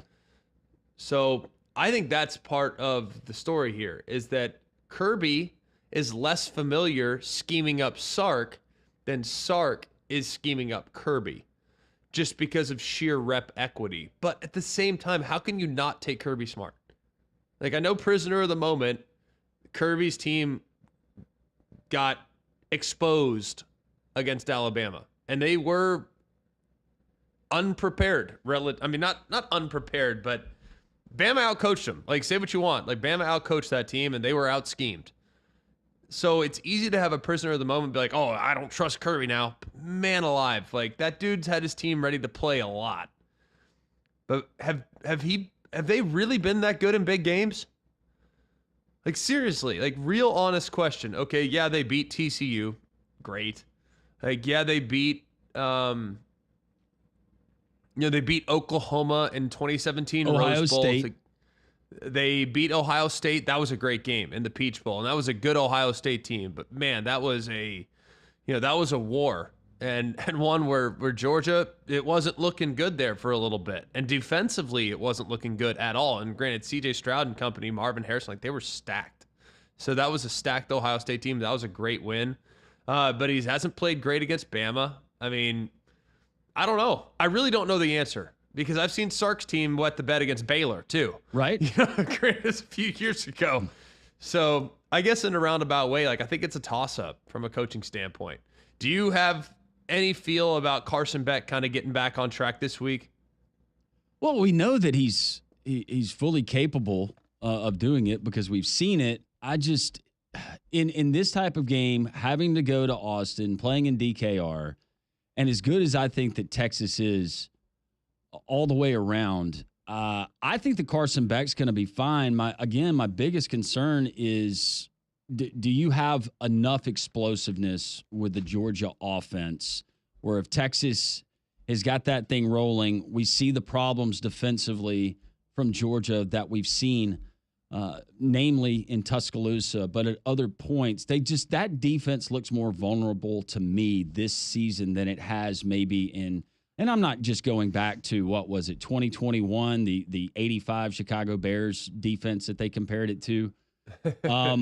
But not quite as good as Georgia 85 Bears. That is, yeah. Georgia's a little better. Yeah, but and this is not just a Georgia thing. This is an Alabama thing too. Whereas you were so deep, you were so stacked at every single position, year in, year out, and now that has changed. I think about Alabama defensively, Greg, in the secondary.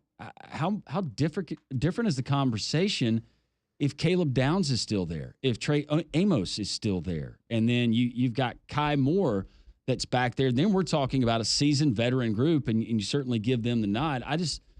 For this Georgia team, there has nothing this year has just wowed me. Now the second half and coming back at Bryant-Denny, that was incredible, but it just hasn't felt like this Georgia team maybe possesses the dominance that other Georgia teams have, where they just take over a football game. Is that fair? Do you understand what I'm I think it's totally fair. Okay. I've called 3 of their games, and I've said this a couple times. Like, I don't think from a talent standpoint they are what they've been. Now, what they've been is kind of ridiculous. So it's understandable that the talent is not as good as it was in 21. But guess what? Like, the talent at Bama isn't as good as it's been in the past. Like, not even close. Like, not even close. The talent at LSU on the defensive side, not what it's been in the past. The talent at Florida, not what it's been in the past. Like, everyone's kind of down from a talent standpoint, which is a little insane. You know who's not? Ole Miss. Ole Miss probably has more pound for pound talent than anybody, and they have 2 losses. Unbelievable. So it's like, it's a backwards and upside down world that we're living in, and it'll be really, really interesting to see how that one goes. We'll make our picks here in an hour or so, but that's one to earmark. If you were with us earlier in the day, I'm probably going to surprise you with where I go in that game. All right, when we come back, little quick chat about Auburn-Missouri next, right here on McElroy and Keep It in the Morning on Jock 94.5.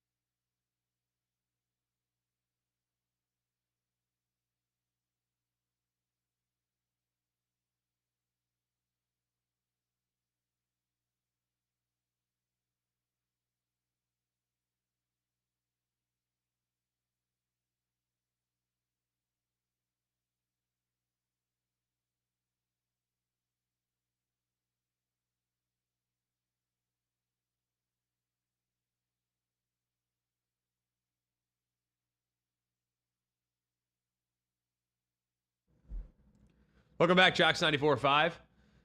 Auburn, Missouri. Both teams coming off a bye week. It's like the most amazing thing to me that Missouri has been as average as they've been this year. They've looked average against multiple teams. It wasn't just A&M. And then you have Auburn on the other hand. And I've not heard your take on Auburn this year, Landrum, but I think they're so much better than their record indicates. And I know that feels like coach speak, and I'm not trying to take a page out of Hugh Freeze's playbook of spin. I'm not, because I don't think that's fair, because I think everything he said is true about this team really is 3 or 4 plays away from being undefeated.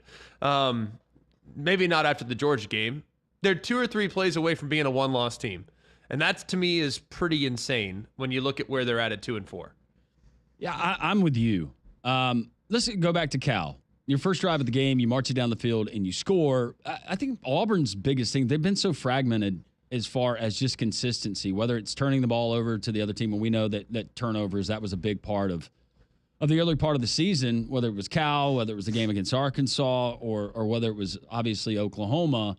I did see, though, that Auburn team, and it wasn't flashy, and they got beat by 18 in Sanford Stadium, but not turning the ball over, number one. But I saw more consistency, more, okay, that looks like what it's supposed to look like with that offense. Now, you still got some things you got to get ironed out as far as getting on the same page with your quarterback, RPO. Is it going to be something you have blocked up, designed run? Those kind of critical moments, you got to get that fixed. But I'm like you. I think Auburn is better than their record. I think that they did get better despite the loss 2 weeks ago. And the off week, it just feels like the reset, putting an emphasis on, if you got to hand it to him 30 times, hell or high water, give Jarquez Hunter the football. He is so hard to stop. Give him the football. I mean, even if it hasn't been there, how many times have you seen Jarquez Hunter make something out of nothing? And I look at the success that Texas A&M had running the football a couple of weeks ago when they blew out Missouri in College Station. And I think that is, and we're hearing it a lot from everyone, just give it to Jarquez. But I do think you're able to do that. They have to commit an extra guy, and then you can have Peyton Thorne being comfortable in taking some of those deep shots and those one-on-ones with a better wide receiver core that they've had in a long time. Yeah. I think they're good at wideout. I also think Jarquez, I would imagine a heavy dose of call it and run it. I think they're going to deviate from the RPOs this week. I just don't know how you can't. With all the conversation that's surrounded the program, right? Like it's almost, and Hugh hears it. Like there's some coaching staffs that are kind of blind to the noise. He's not. You know what I mean? Like he knows what people are saying, and he knows that people expect Jarquez to have a heavy load in this game. So he's listening right now, GMAC. I hope so. I hope everybody's listening if you're down there in Montgomery. He's not listening. I don't know. I think it's going to be an interesting game. We'll make our picks in that one, and we'll continue to talk the SEC slate next as we move along into the 9 o'clock hour here on McElroy and Cubic in the Morning, Jock 94.5.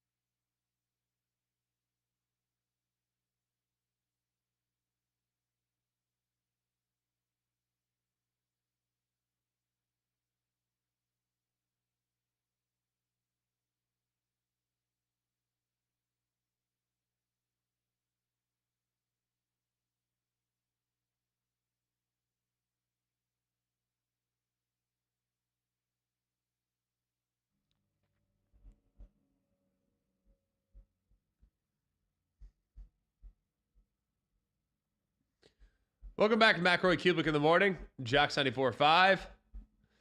Friday, the third Friday in October. Love that. It's going to be such a fun day tomorrow, man. Like, if you really look at the lineup, it's 10 plus kind of across the board. And we'll go through it in chronological order here momentarily. But before we do that, I'll tell you about my friends at Bromberg's. I actually went in there yesterday. It's really awesome, the service that you receive. I'm not sure I can properly put or quantify how much it means to me to know that we're making such an impactful purchase when we walk in the store there, and their salespeople will bend over backwards just to make sure that you have a great experience. And Bromberg's, it's the only place I would shop. It really is, and it's the only place I have shopped since we've moved back. It's been awesome. So we really, really appreciate our friends at Bromberg's for getting us set up with fine jewelry, watches, giftware, and the best in customer service. It's stuff that I don't know a lot about, so it's nice to have that helpful hand that kind of guides you through the process. And they have a buying event today. If you go to the Mountain Brook store, you can sell your jewelry, diamonds, watches, collectibles for immediate payment, or you can receive 120% of your offer in Bromberg store credit. So appointments are highly recommended, so call the store today to schedule your appointment. That event is at Mountain Brook store. So go and check them out. You can also shop online at brombergs.com. All right, chronological order, dialing it in. A couple Friday games that I'm just saying I wouldn't want to be Oregon today. I'll just say that. Like, to be an Oregon fan today would be a little bit more stressful than you'd like. Oregon should pound Purdue. Do you realize, though, just in case anybody was wondering, Purdue from 2018 to 2021, Landrum, they were 3-0 against AP top 5 teams. That's a stat. 3-0 against AP top 5 teams over a 3-year span. And they won by an average of 19 points per game. So they didn't just beat top 5 teams, they pounded top 5 teams. Here's the problem, is that was a long time ago. And since 2021, the Boilermakers have gone 0-3 against AP top 5 teams, and they lose on average by 28 points. The problem with this one is Oregon is coming off a big win last week. Everyone's telling them how great they are. Everyone's all fired up about the Oregon Ducks, and now you got to go to sleepy Purdue, who's 1-5 and 0-3 in the Big Ten. I just think Purdue's terrible. I don't know what else to tell you. It's bad ball.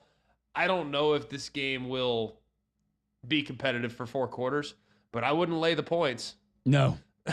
No. Laying 4 touchdowns and change against a Purdue team on a road, a short week after the Ohio State game last week. Like, I don't know how you could play. No, I just had something come across my phone, G-Mac, and it was one of these touts. It was some national guy, and it was take Oregon first half minus 17.5. And I immediately thought, you've got to be smoking something. There's no way I'm touching that. Contrarian angle. That's right. But as bad as Purdue is, the fact that they actually come back in that game versus Illinois, they push that thing to overtime, could have won that football game. It's a lot of points for Oregon traveling across the country, coming off an emotional win. I'm definitely going to stay away from that one. I think, look, the players now, they hear the noise. Like, if you talk to anybody that has been around the Alabama program, like, they have the big win against Georgia, and they have Vanderbilt coming up on the road the next week. And a lot of people think, oh, Bama just mail it in. Bama didn't play. Like, Bama, I think people thought that this was like a hangover situation. Bama practiced their tail off, according to my sources down there. Like, they practiced great that week. And the players were very intentional about making sure that, hey, we're not going to get got. Like, we got to be locked in, to the point in which it was almost debilitating because they were so intentional that they were maybe tight going into the game. You know what I mean? Yeah. So I think that's a delicate balance, and I wonder if Oregon, if like maybe they have a similar approach, like, hey, we can't let this is where people think that we're going to be hungover. Like we gotta show up and we gotta dominate from start to finish. Then things go a little sideways, and then boom, oh my goodness, it's tight. Right. So I think that's something worth watching. Is maybe Oregon. I think they have a lot of veterans though. Dylan Gabriel's been around for a long time. They got guys on defense that have been around for a while, but I just don't see how Purdue keeps it tight. But that's not one I'd want to play, that's for sure. Another one that I would not want to play, BYU is number 13 in the country. They are 6-0 and undefeated. They have Oklahoma State coming to town tonight. And that game's 10:15 Eastern time, so 9:15 Central. BYU has been rocking folks. I mean, you want to talk about a sledgehammer? I love this BYU team. Like, they are really fun to watch. If you like old school grown men just punching people in the face. Like, yes. If you want to watch a bar fight, as ironic as this may be involving BYU, you want to watch a bar fight, watch BYU football game. So It's fair. they have Oklahoma State tonight. And you guys remember Ollie Gordon, right? Landrum, you remember Ollie Gordon? Yeah, he's that guy that was supposed to have all of those yards coming into the season, right? He's the guy that ripped off like 10 100-yard games last year. He's the guy that won the Doak Walker Award last year as the best running back in the sport. He's the guy that had all 5 offensive linemen back. He had all those things. And he has rushed for 384 yards on 101 carries. How is that possible? I have no idea. How is it that your entire offensive line is back, and you are back, and you're a year older, and you are a shell of your old self from a run game standpoint as a team? How is that possible? I don't know. I've never seen I think that the first time that the red flag went up for me with Oklahoma State in the running game specifically, it was against Arkansas, right? Where Oklahoma State, they have to resort because it's not like they didn't feed it to him. They fed it to him. He averaged, 2 yards a carry against that Arkansas he had team? 17 carries. It wasn't like a light lift. Yeah, so then Oklahoma State, they have to resort to letting their quarterback rip it 50-something times in that football game, and it ended up paying off. But I don't know. I've never been to Provo. I've seen a lot of games on television there. It seems like that is the recipe. That's just a really tough spot for Oklahoma State. And you've got to applaud the way that BYU plays, but also just they've just been manhandling folks. Yeah, they have. They're grown men for sure.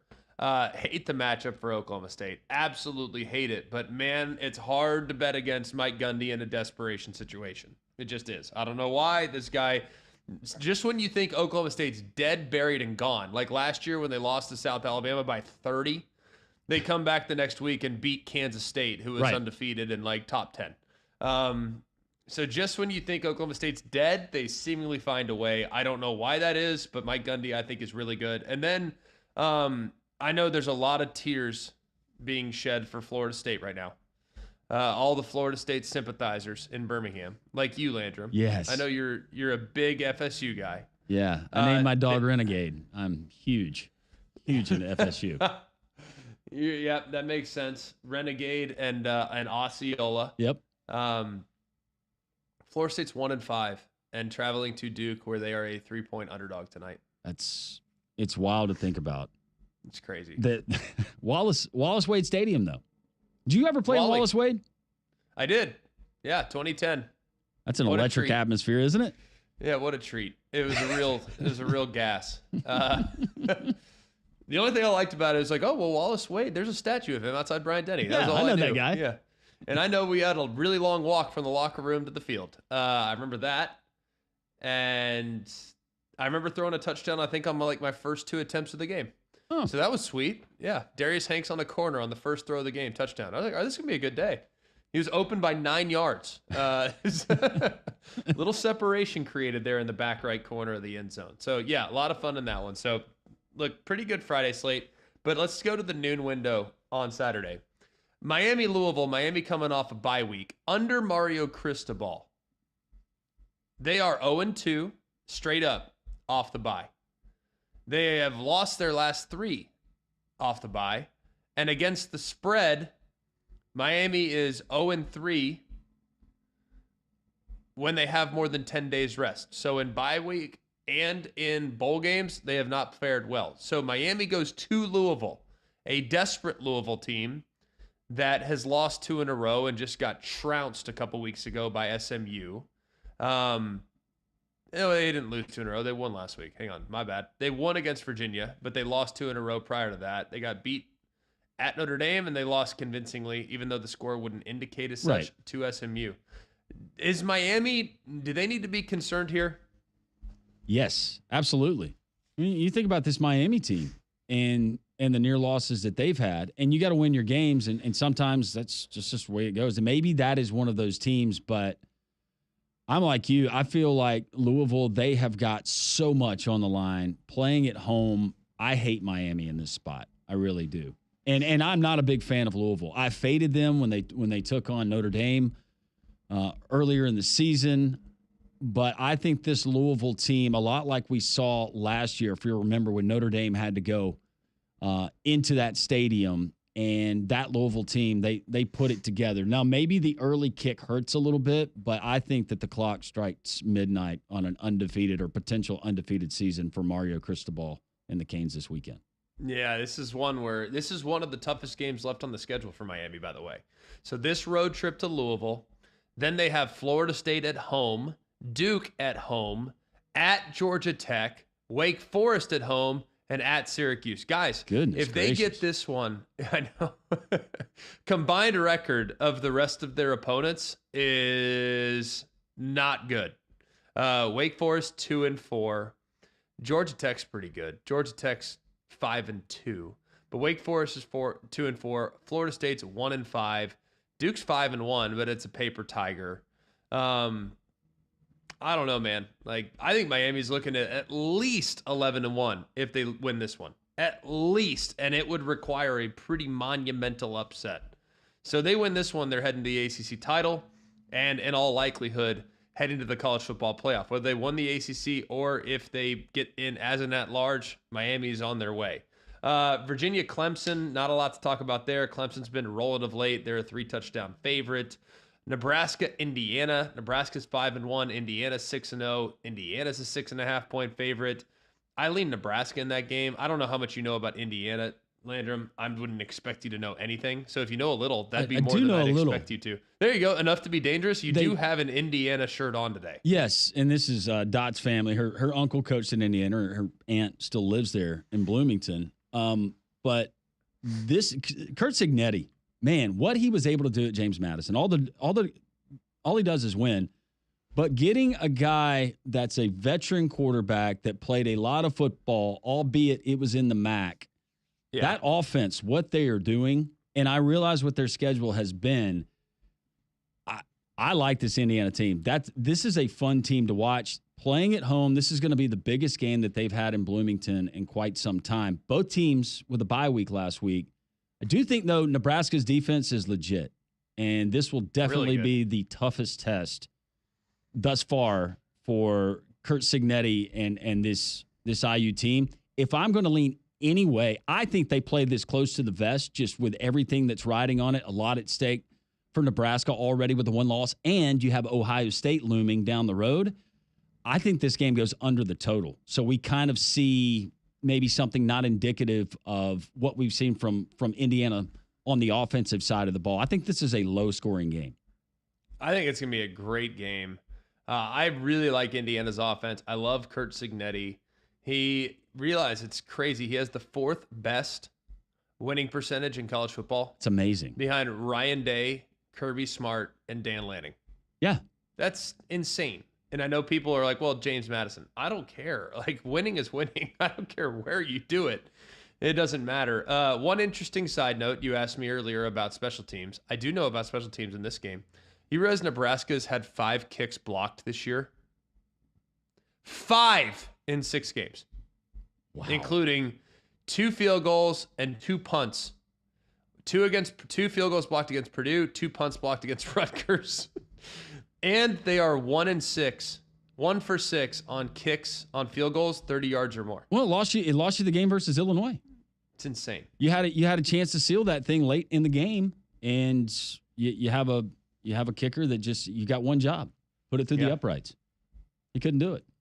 College kickers, bro, tough sledding, that's for sure. It's also might need to put a move on one of those guys, and they ought to call our friends at Crocker Moving Service. They're a local company owned by an Iraq War veteran, Eric Crocker. Crocker believes in hiring movers you can trust to complete full background checks and run drug tests on every single employee. These are good guys, and you can trust them in your home. Whether you need your whole home packed up move, your company headquarters moved across country, or you just want them to come rearrange the living room, these guys got you covered. They also do deliveries for furniture that you've purchased and need to get to your home. So call or visit them online today for a free quote. The website is crockermovingservices.com.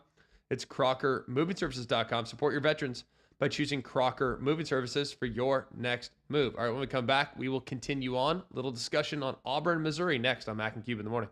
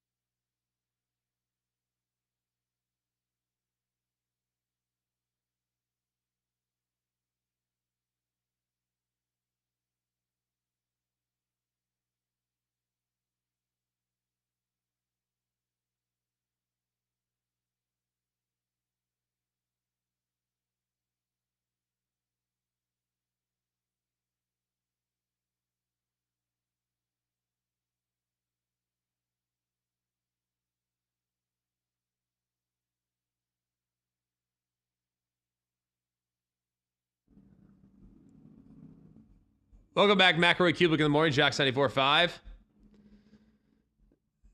Appreciate all of you listening in Huntsville. We already gave a shout out to all our listeners in Montgomery. We appreciate y'all being with us, but we appreciate everyone in the Rocket City as well. It's always nice to know that you guys are with us, and we appreciate you very much. As you know, it's also hard to stop a train. We know that as we move further away from the hot weather and start to get into the cold weather season, you know your HVAC system is going to be working overtime, so make sure you're prepared for the months ahead with the Train Comfort System. And right now, Train's Unstoppable event offers you peace of mind with a 10-year warranty on parts and labor with select Train home comfort systems. Learn more.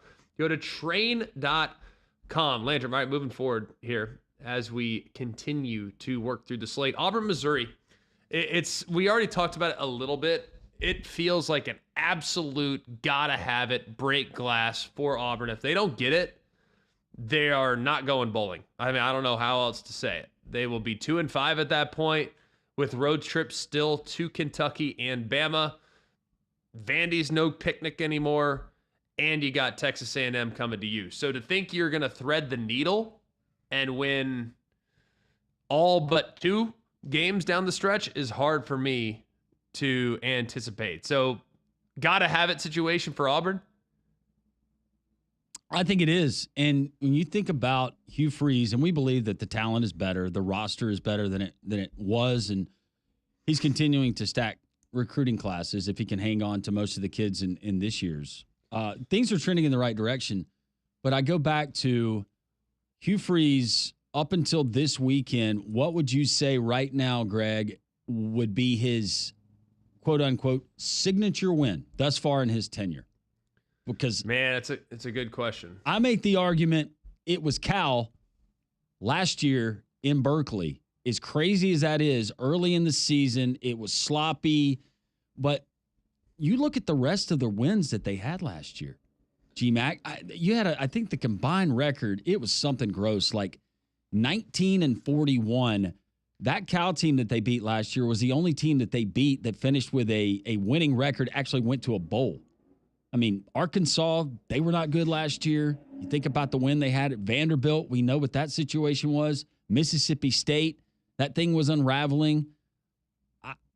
So this would be a signature win. This would come at a huge time. I think Auburn, especially off of the bye week, though, and that momentum we talked about and seeing some good things against Georgia, I think this is the week that they actually do put it together. I like Auburn on the road in this one. And it's an early game there in Como. And you would say from experience that usually favors the visiting team, right? Yeah, I would say that definitely is advantage visitors. I still think it's like I hate playing early. I don't care home or away. But at least you have less time to sit there and think about it. As a broadcaster, though, early or late? Late, all day. See, I'm early. Are you? Yes. See, I hate the earlies because I mean, all we do is, shoot, I feel like I wake up at 5 a.m. every day anyway, so I guess it doesn't really matter. But knowing that you got to go right to the booth when you wake up is not fun. Either way, it's a gotta-have-it situation for Auburn, and for Missouri, gotta-have-it situation as well. And what more could you ask for? Missouri, their playoff hopes in limbo. Auburn, their bowl hopes in limbo. And I do think with the young roster, it'd be really beneficial for Auburn to get some postseason practices under their belt. Army will take on East Carolina. That's noon Eastern time on ESPN2. Army's in the top 25, 6-0, 5-0 in the American. Bryson Army Daly's and Navy. a beast. They're really good. I mean, Daly's good. They have a lot of good pieces. Army does. So does Navy. You want a quick stat real quick? All right, so Please. How about this? And I learned this last week. We went up to West Point. So Army runs the ball with more guys in the box more than any other team in college football, which is no surprise based on how much they run. And Navy's actually throwing it more this year than Army. But how about this stat? Army also has more yards before contact when running the football than any other team in college football. It's crazy. So you got more hats in the box. They know you're going to do it, yet, and I saw it firsthand last week, just those dudes, that's a tough football team. It's no surprise with the Service Academy, but their guys up front, they're running, they play so hard. And Bryson Daly is a guy, he might throw it 5 times a game, but every time he runs like he wants to hurt somebody. No doubt. They're fun to watch. Them and Navy this year, really fun to watch. 12:45 Eastern on SEC Network. South Carolina, Oklahoma. You really look at Oklahoma's schedule down the stretch, and I never in a million years would I say right now. I don't like saying that a team that's currently 4-2 is on the cusp of missing a bowl, but it's a real possibility. If they don't get this one, that'll make them 4-3. Then they go to Ole Miss. I've already said I think Ole Miss is the real deal. They go to Missouri. They have Alabama at their place, and they go to LSU. Ooh. They will be an underdog if they don't get this win in all but one game, and that game is against Maine. So it's a very real possibility that if Oklahoma doesn't get this one, they might miss the postseason. Now, are they capable of pulling an upset? Of course they are. But would you pick them in any of those games right now? I wouldn't. No. So got to have a situation for Oklahoma, and then for South Carolina, on the other hand, they're 3-3. If they get this one, they have Wofford as well. So you got Wofford and you got Oklahoma. That will make them 5-win team. Then you just got to pull one more upset. A&M at home, at Vandy, Missouri at home, and then at Clemson. I think they can get one. So they get this one. I think South Carolina's in a really good spot to get to the postseason, which would be one heck of an achievement given how inconsistent their quarterback play has been. So a big one potentially with postseason eligibility hopes on the line there in Norman, Oklahoma. 3:30 Eastern Time, ABC, Alabama, Tennessee. If you missed the breakdown on that, we did 30 minutes at the top of the 8 o'clock hour. Download the podcast. You can check out the streaming services wherever you want it. Notre Dame is at Georgia Tech at 3:30. Any reason for Notre Dame to be concerned in this one against Georgia Tech? Yes. And I'm Scale just of 1 to 10 level of concern. I would put this. I would be right there at a 7. This is a Georgia Tech team that, I mean, I think Brent Key, what he's been able to do. Now, it's a team that you can't trust every week.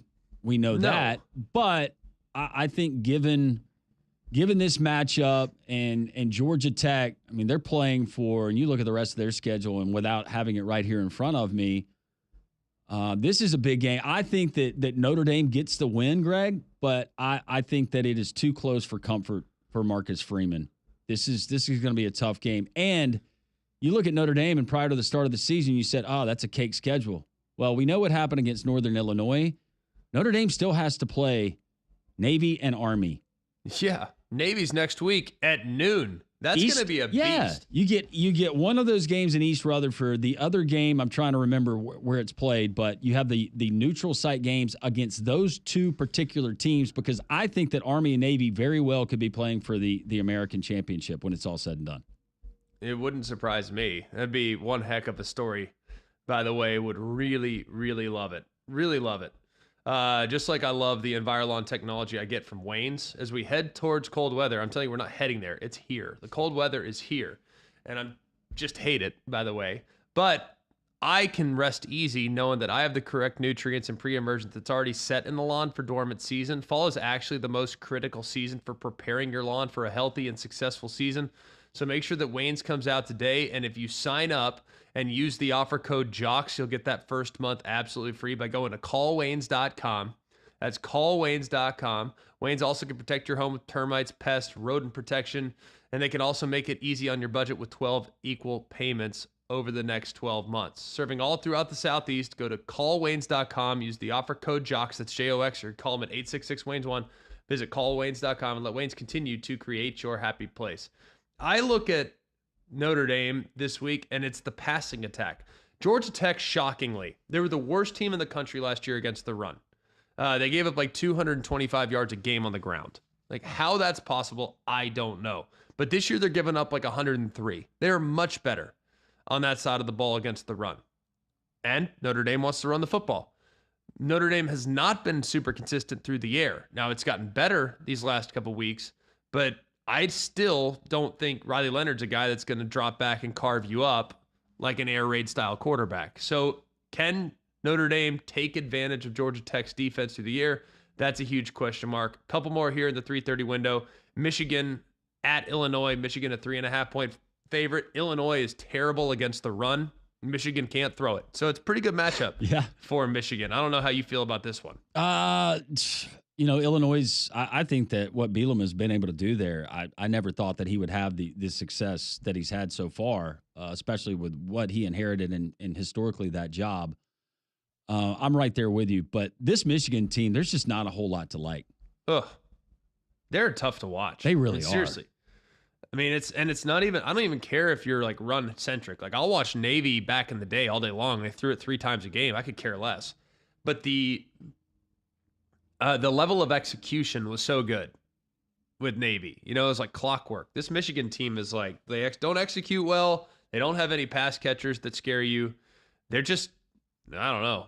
I also don't think they're very good on defense in the back end defensively. Like I think they have one good corner, Will Johnson, but guess what? Illinois' got 2 good wide receivers. The problem is I don't think Illinois can stop the run. That's why I think it's a pretty good matchup for the Michigan Wolverines. Keep an eye on Houston. Houston's a slight dog at Kansas. I kind of lean Houston there outright. They got a win a couple weeks ago. I think they found something, and Kansas has been struggling this year. Jalen Daniels, 7 touchdowns against 8 interceptions for the Kansas Jayhawks. That game's played in Arrowhead, by the way. Kansas is renovating their stadium, and I do think them not really having much of a home field advantage has been a real disadvantage for them this year. So something worth monitoring. UAB, 3:30 against South Florida. This is one of those, and you'll be down there. South Florida is gettable, right? They are really gettable. Their quarterback's been banged up. UAB's had their own injury problems, but if not now, when for UAB, when you look at this one, Landrum? Yeah, you're absolutely right, because it's not going to get any easier when you go through the schedule. Going back to last year, this was the best game that we saw, in my opinion, from UAB. It was when that offense, and the offense last year for UAB was a lot better, especially statistically and being at the top of the country in several different categories. For whatever reason, it hasn't connected. Starting quarterback Jacob Zeno, him being out, you do have some young guys, whether it's Amari Thomas, whether it's Cam Shanks, they're on the outside. It's just for whatever reason, it hasn't gone as well or as planned on that side of the ball. Last year, this UAB team put up 56 on a South Florida team inside a Protective Stadium and really kind of had their way and took control of that game. It's been tough with the circumstances of Hurricane Milton down there in Tampa, and they were so disheveled last week. And just listening to Alex Golish talk about players worried about family, you're worried about taking care of loved ones, taking care of yourself, taking care of pets, taking care of wives, pregnant wives, all of that stuff. And your defense actually played pretty good against a Memphis team there in Camping World and only giving up 21 points. But they've had their challenges as well. But look at their schedule. Playing Alabama, you had to play Miami, you had to play a John Summerall-led Tulane team that I'm so impressed with. That is a good football team. And I thought maybe there would be a drop-off after Michael Pratt and Willie Fritz heading to Houston. That is not the case. You're right. These are 2 desperate teams looking to get their first win in American Athletic Conference play. It'll be interesting to see if maybe some of the changes that Trent Dilfer discussed in his press conference, we see that coming up tomorrow inside of Raymond James. I'm excited about it. I think this is one they can get, and I think they got a real shot. I mean, they got to play well, no doubt about it. I think they got a real shot to go and get this one, which would be big for Trent and big for the UAB program. All right, when we come back, we will hit some of the night games. There's a bunch of them, a lot to look forward to, including Georgia, Texas. We'll start to make some picks as well. We haven't done that yet, but it's time to start dialing in.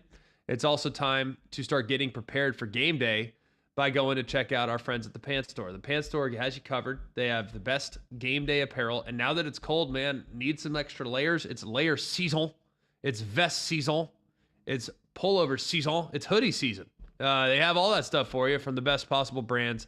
And I love knowing that when I go into Pants Store, I can get free alterations. I can get gift wrap if I have a gift. I know that we can get a clear purse for my wife if we want to go and attend a game. So that's really fun as well. And they also have head-to-toe gear, shoes, hats, you name it, from all the best brands. So zip on down to the Pants Store for all your game day needs. All right, when we come back, go through the night slate and prepare to make some picks next on Macaroni Cubic in the Morning, Chalk 94.5.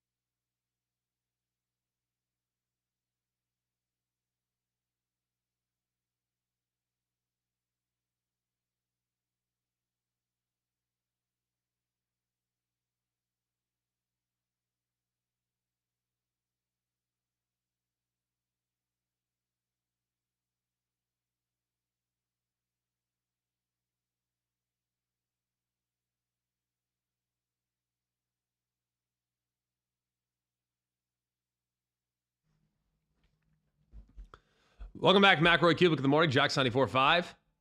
Looking forward to some games this weekend. Know that the game could always break out in my driveway, thanks to my friends at Backyard Adventures. Look, I'd been trying to figure out a way to get the kids outside, to incentivize them to get outside.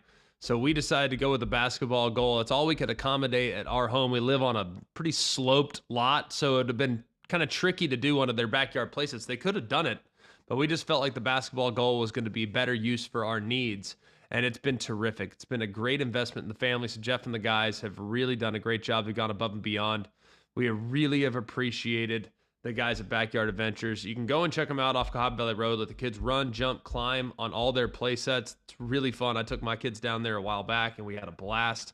We were out there. They can do birthday parties as well, so you could rent the space and have a party coordinator and all kinds of fun stuff. They'll help set up and clean as well. So you'll do an amazing job, and you'll really appreciate the time that you have with your family outside, thanks to Backyard Adventures. So go and see them off Cahaba Valley Road. You can go online at backyardalabama.com. All right, getting into the nightcap here. Georgia, Texas, we haven't gotten a pick from you. Do you have a lean? Yeah, I'm gonna go Texas until I'm proven otherwise. I will go Texas in this one. Yeah, I like Texas. You laying them? Laying the points? I'm laying them. Yep. Wow, a 5-piece. Is that where it is now? Is it all? Is it up to 5? Yeah. Okay, yeah, I'll stick to my guns. I liked it better at 3 or 3.5. Yeah, you better. They're a touchdown better tomorrow. We'll see. I mean, my biggest thing about Texas, and we've talked about it over and over again, it's not about how good they are. I think they're really good. I just don't know if they've played anybody that's really good. And that is not their fault. That's really not anything they can do about it. I just think Georgia is a team that has been tested physically and athletically by playing against Kentucky, who's going to challenge you in a street fight brawl. And they've played against Alabama, who can turn it into a track meet at a moment's notice. So I just think they've seen a little bit more, whereas Texas, the best passing attack they've seen was by UT San Antonio. And UT San Antonio is the 44th best passing attack in the country, and they couldn't block them. So it's hard to get a real gauge about whether or not Texas has improved. I think that line should be higher, and it's not. So I'm going to take Georgia to pull off the upset there in Austin.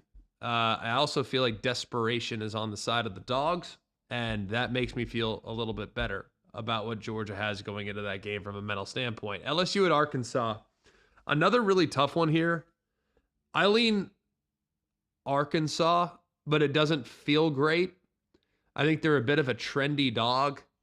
And while LSU is all high after last week's performance, I don't think they played great last week.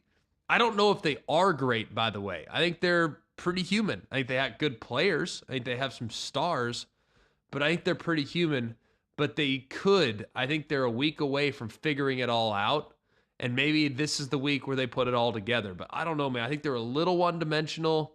So I lean Arkansas pulling off the upset here, even though it is a little trendy. And if I could see it going either way, I think it's going to be a close game regardless. Just a crazy stat. In the last 17 matchups in this series, LSU is 4-12-1 against the spread. And Arkansas. Isn't that crazy? And the total has gone under in 6 of the last 7 home games inside of Reynolds Razorback Stadium. I think this is a lot like what we got with Arkansas and Tennessee.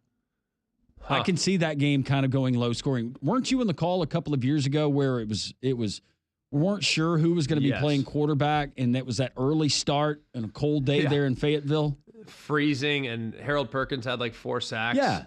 And wasn't that like a 13-10 final, something like that? It was something like that, yeah. And that was Jaden Daniels. Yeah.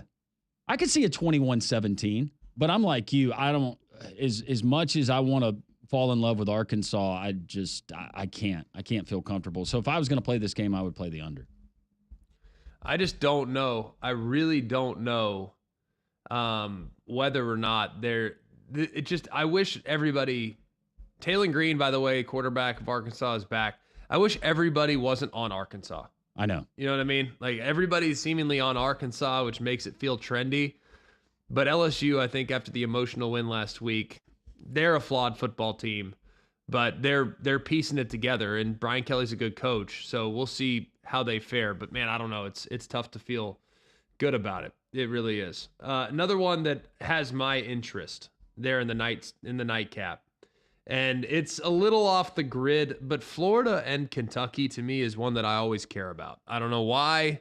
I just like that game. I always have. I think you have two super physical football teams. Kentucky reeling a bit after the loss last week to Vanderbilt. And that was off the bye, too. So that one hurt a lot. Now they travel to their rival where they are a slight favorite. I just don't trust this Florida team. Like last week, they completely outplayed Tennessee and they fumble a QB sneak on the goal line. Like there's just something about this Florida team that makes them really, really untrustworthy. But I do think they're playing better defense. So I'm thinking you like low scoring. This is your game. Because I don't think right now either team's going to be able to manufacture much offensively. No, who do you like better offensively in this game? Florida? A little bit more than Kentucky? Yeah, it's a toss-up, man. Like, I probably lean Kentucky personnel-wise, but I probably lean Kentucky. But it's not by a lot. It's close. Personnel-wise, yes. But then we've seen what South Carolina was able to do when they went into Lexington. And Kentucky, nothing that they do on offense is flashy. But they do have weapons and guys that can take it to the house at any point. I'm like you. I don't know. Maybe it makes it easier for this Florida offense with Graham Mertz being out for the season. Yeah, Lagway, though, is still kind of a work in progress. Like, he can make the spectacular play, but he can also, give it to the other team when he shouldn't. So that, I don't know. I just don't trust Florida. So I'll take Kentucky in that game, but it's not a comfortable pick at all. I don't feel comfortable in that one whatsoever. Do you have a lean?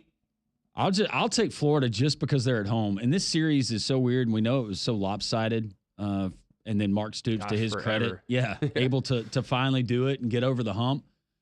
I will go just for the fact that, and it scares me coming off an emotional game where they felt like they should have won. I worry about a letdown coming back home. What's that locker room look like? Their questions about their coach's future. But I will take Florida begrudgingly, slightly, because they're playing in the swamp. I just somehow I feel like Billy Napier is going to mess around and pull a Les Miles when he was at LSU in one of those years where it was imminent he was going to be fired, and he's going to win some games that he's not supposed to down the stretch. Yeah, it's going to be fascinating, man. I'm really looking forward to seeing that game as well. We have just a great slate tomorrow. I mean, really across the board from start to finish. So if you have plans tomorrow, highly recommend you cancel said plans unless it's a dental appointment. That I would definitely keep for sure. And Family Care Dental can accommodate that on Saturdays. They can also get you in on Fridays, and they can get you in the same day. So if you want to go and get that thing taken care of today, you can get it taken care of. They now added a new office in Trussville. So they're in Hoover, Fultondale, Homewood, and Trussville and Alabaster. 5 different locations to make it easy on you, where they can get you in the same day, accepting patients of all ages, and they're accepting most insurance plans. So go and call them today at 874-9605. That's Family Care Dental, 874-9605. All right, when we come back, Super Sofa game of the weekend, and we'll give you a few more picks next on Mac and Cube.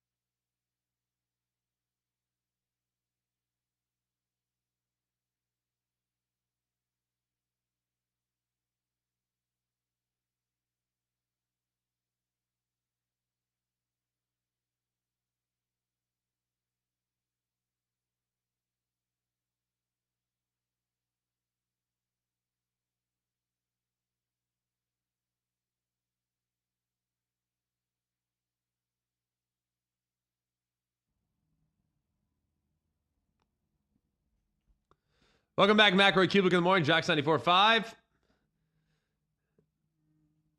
A few more games that we want to make some picks on. Bama, Tennessee. I'm assuming you're taking Bama, correct?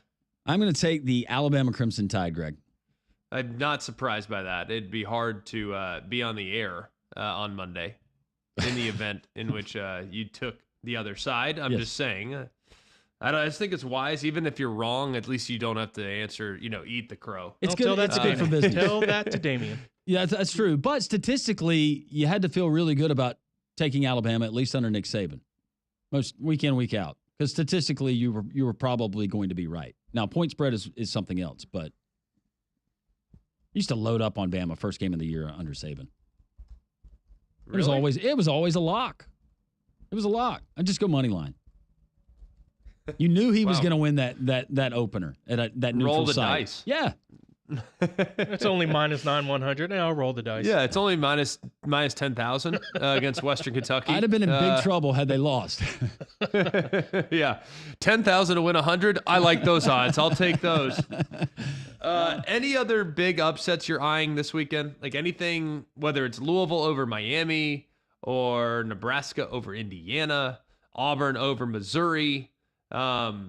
I'm just giving you other options. Yeah. Georgia Tech over Notre Dame. Anything that you think will likely happen this weekend? One that I am seeing, and wouldn't it be something if a game that's flying under the radar that nobody's really paying attention to is Texas A&M and going to Mississippi State. If Mississippi State can keep that offense rolling, if it gets into the fourth quarter, I could see Mississippi State, if they're hanging around, that potentially is an upset that we never saw coming. Like last week with Georgia. Granted, Georgia Correct. pulled ahead, but they kept it close. Yeah, and True. Just something about Levy and what they've done now defensively, they're not very good. But again, I could see, being a road game, overlooking Texas A&M, they had the table set, everything out in front of them, and overlooking this pesky squad that wants to win. And they look like they're having a lot of fun playing right now. So that is potentially one. I do like Auburn over Missouri. I told you that. I like Louisville at home. That's a good spot, I think, for them to give Miami their first loss of the year. I think it's going to be a whale of a game with IU and Nebraska. Any other games that you can think of? There's a handful. We've hit a bunch of them. I think Kansas State needs to be super careful at West Virginia. I think Utah needs to be super careful with TCU coming to town. The Big 12 is littered with possible upset situations. I already told you I like Houston this weekend. Every game in the Big 12, with the exception of Iowa State UCF, is within 6 points.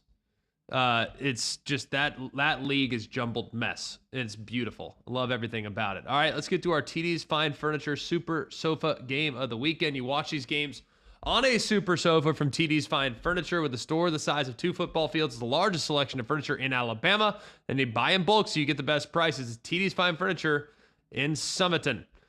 Landrum, I'll give you the floor as our guest. What is your TD's Fine Furniture Super Sofa game of the weekend? Oh, it would be so cliche to go with Alabama and Tennessee, but I'm all about cliche.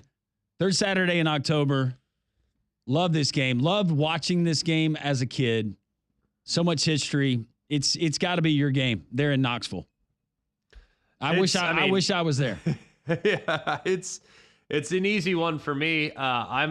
Since you took it, I'll take Georgia, Texas, 7:30 Eastern time on ABC. Texas was a 5-point favorite a moment ago.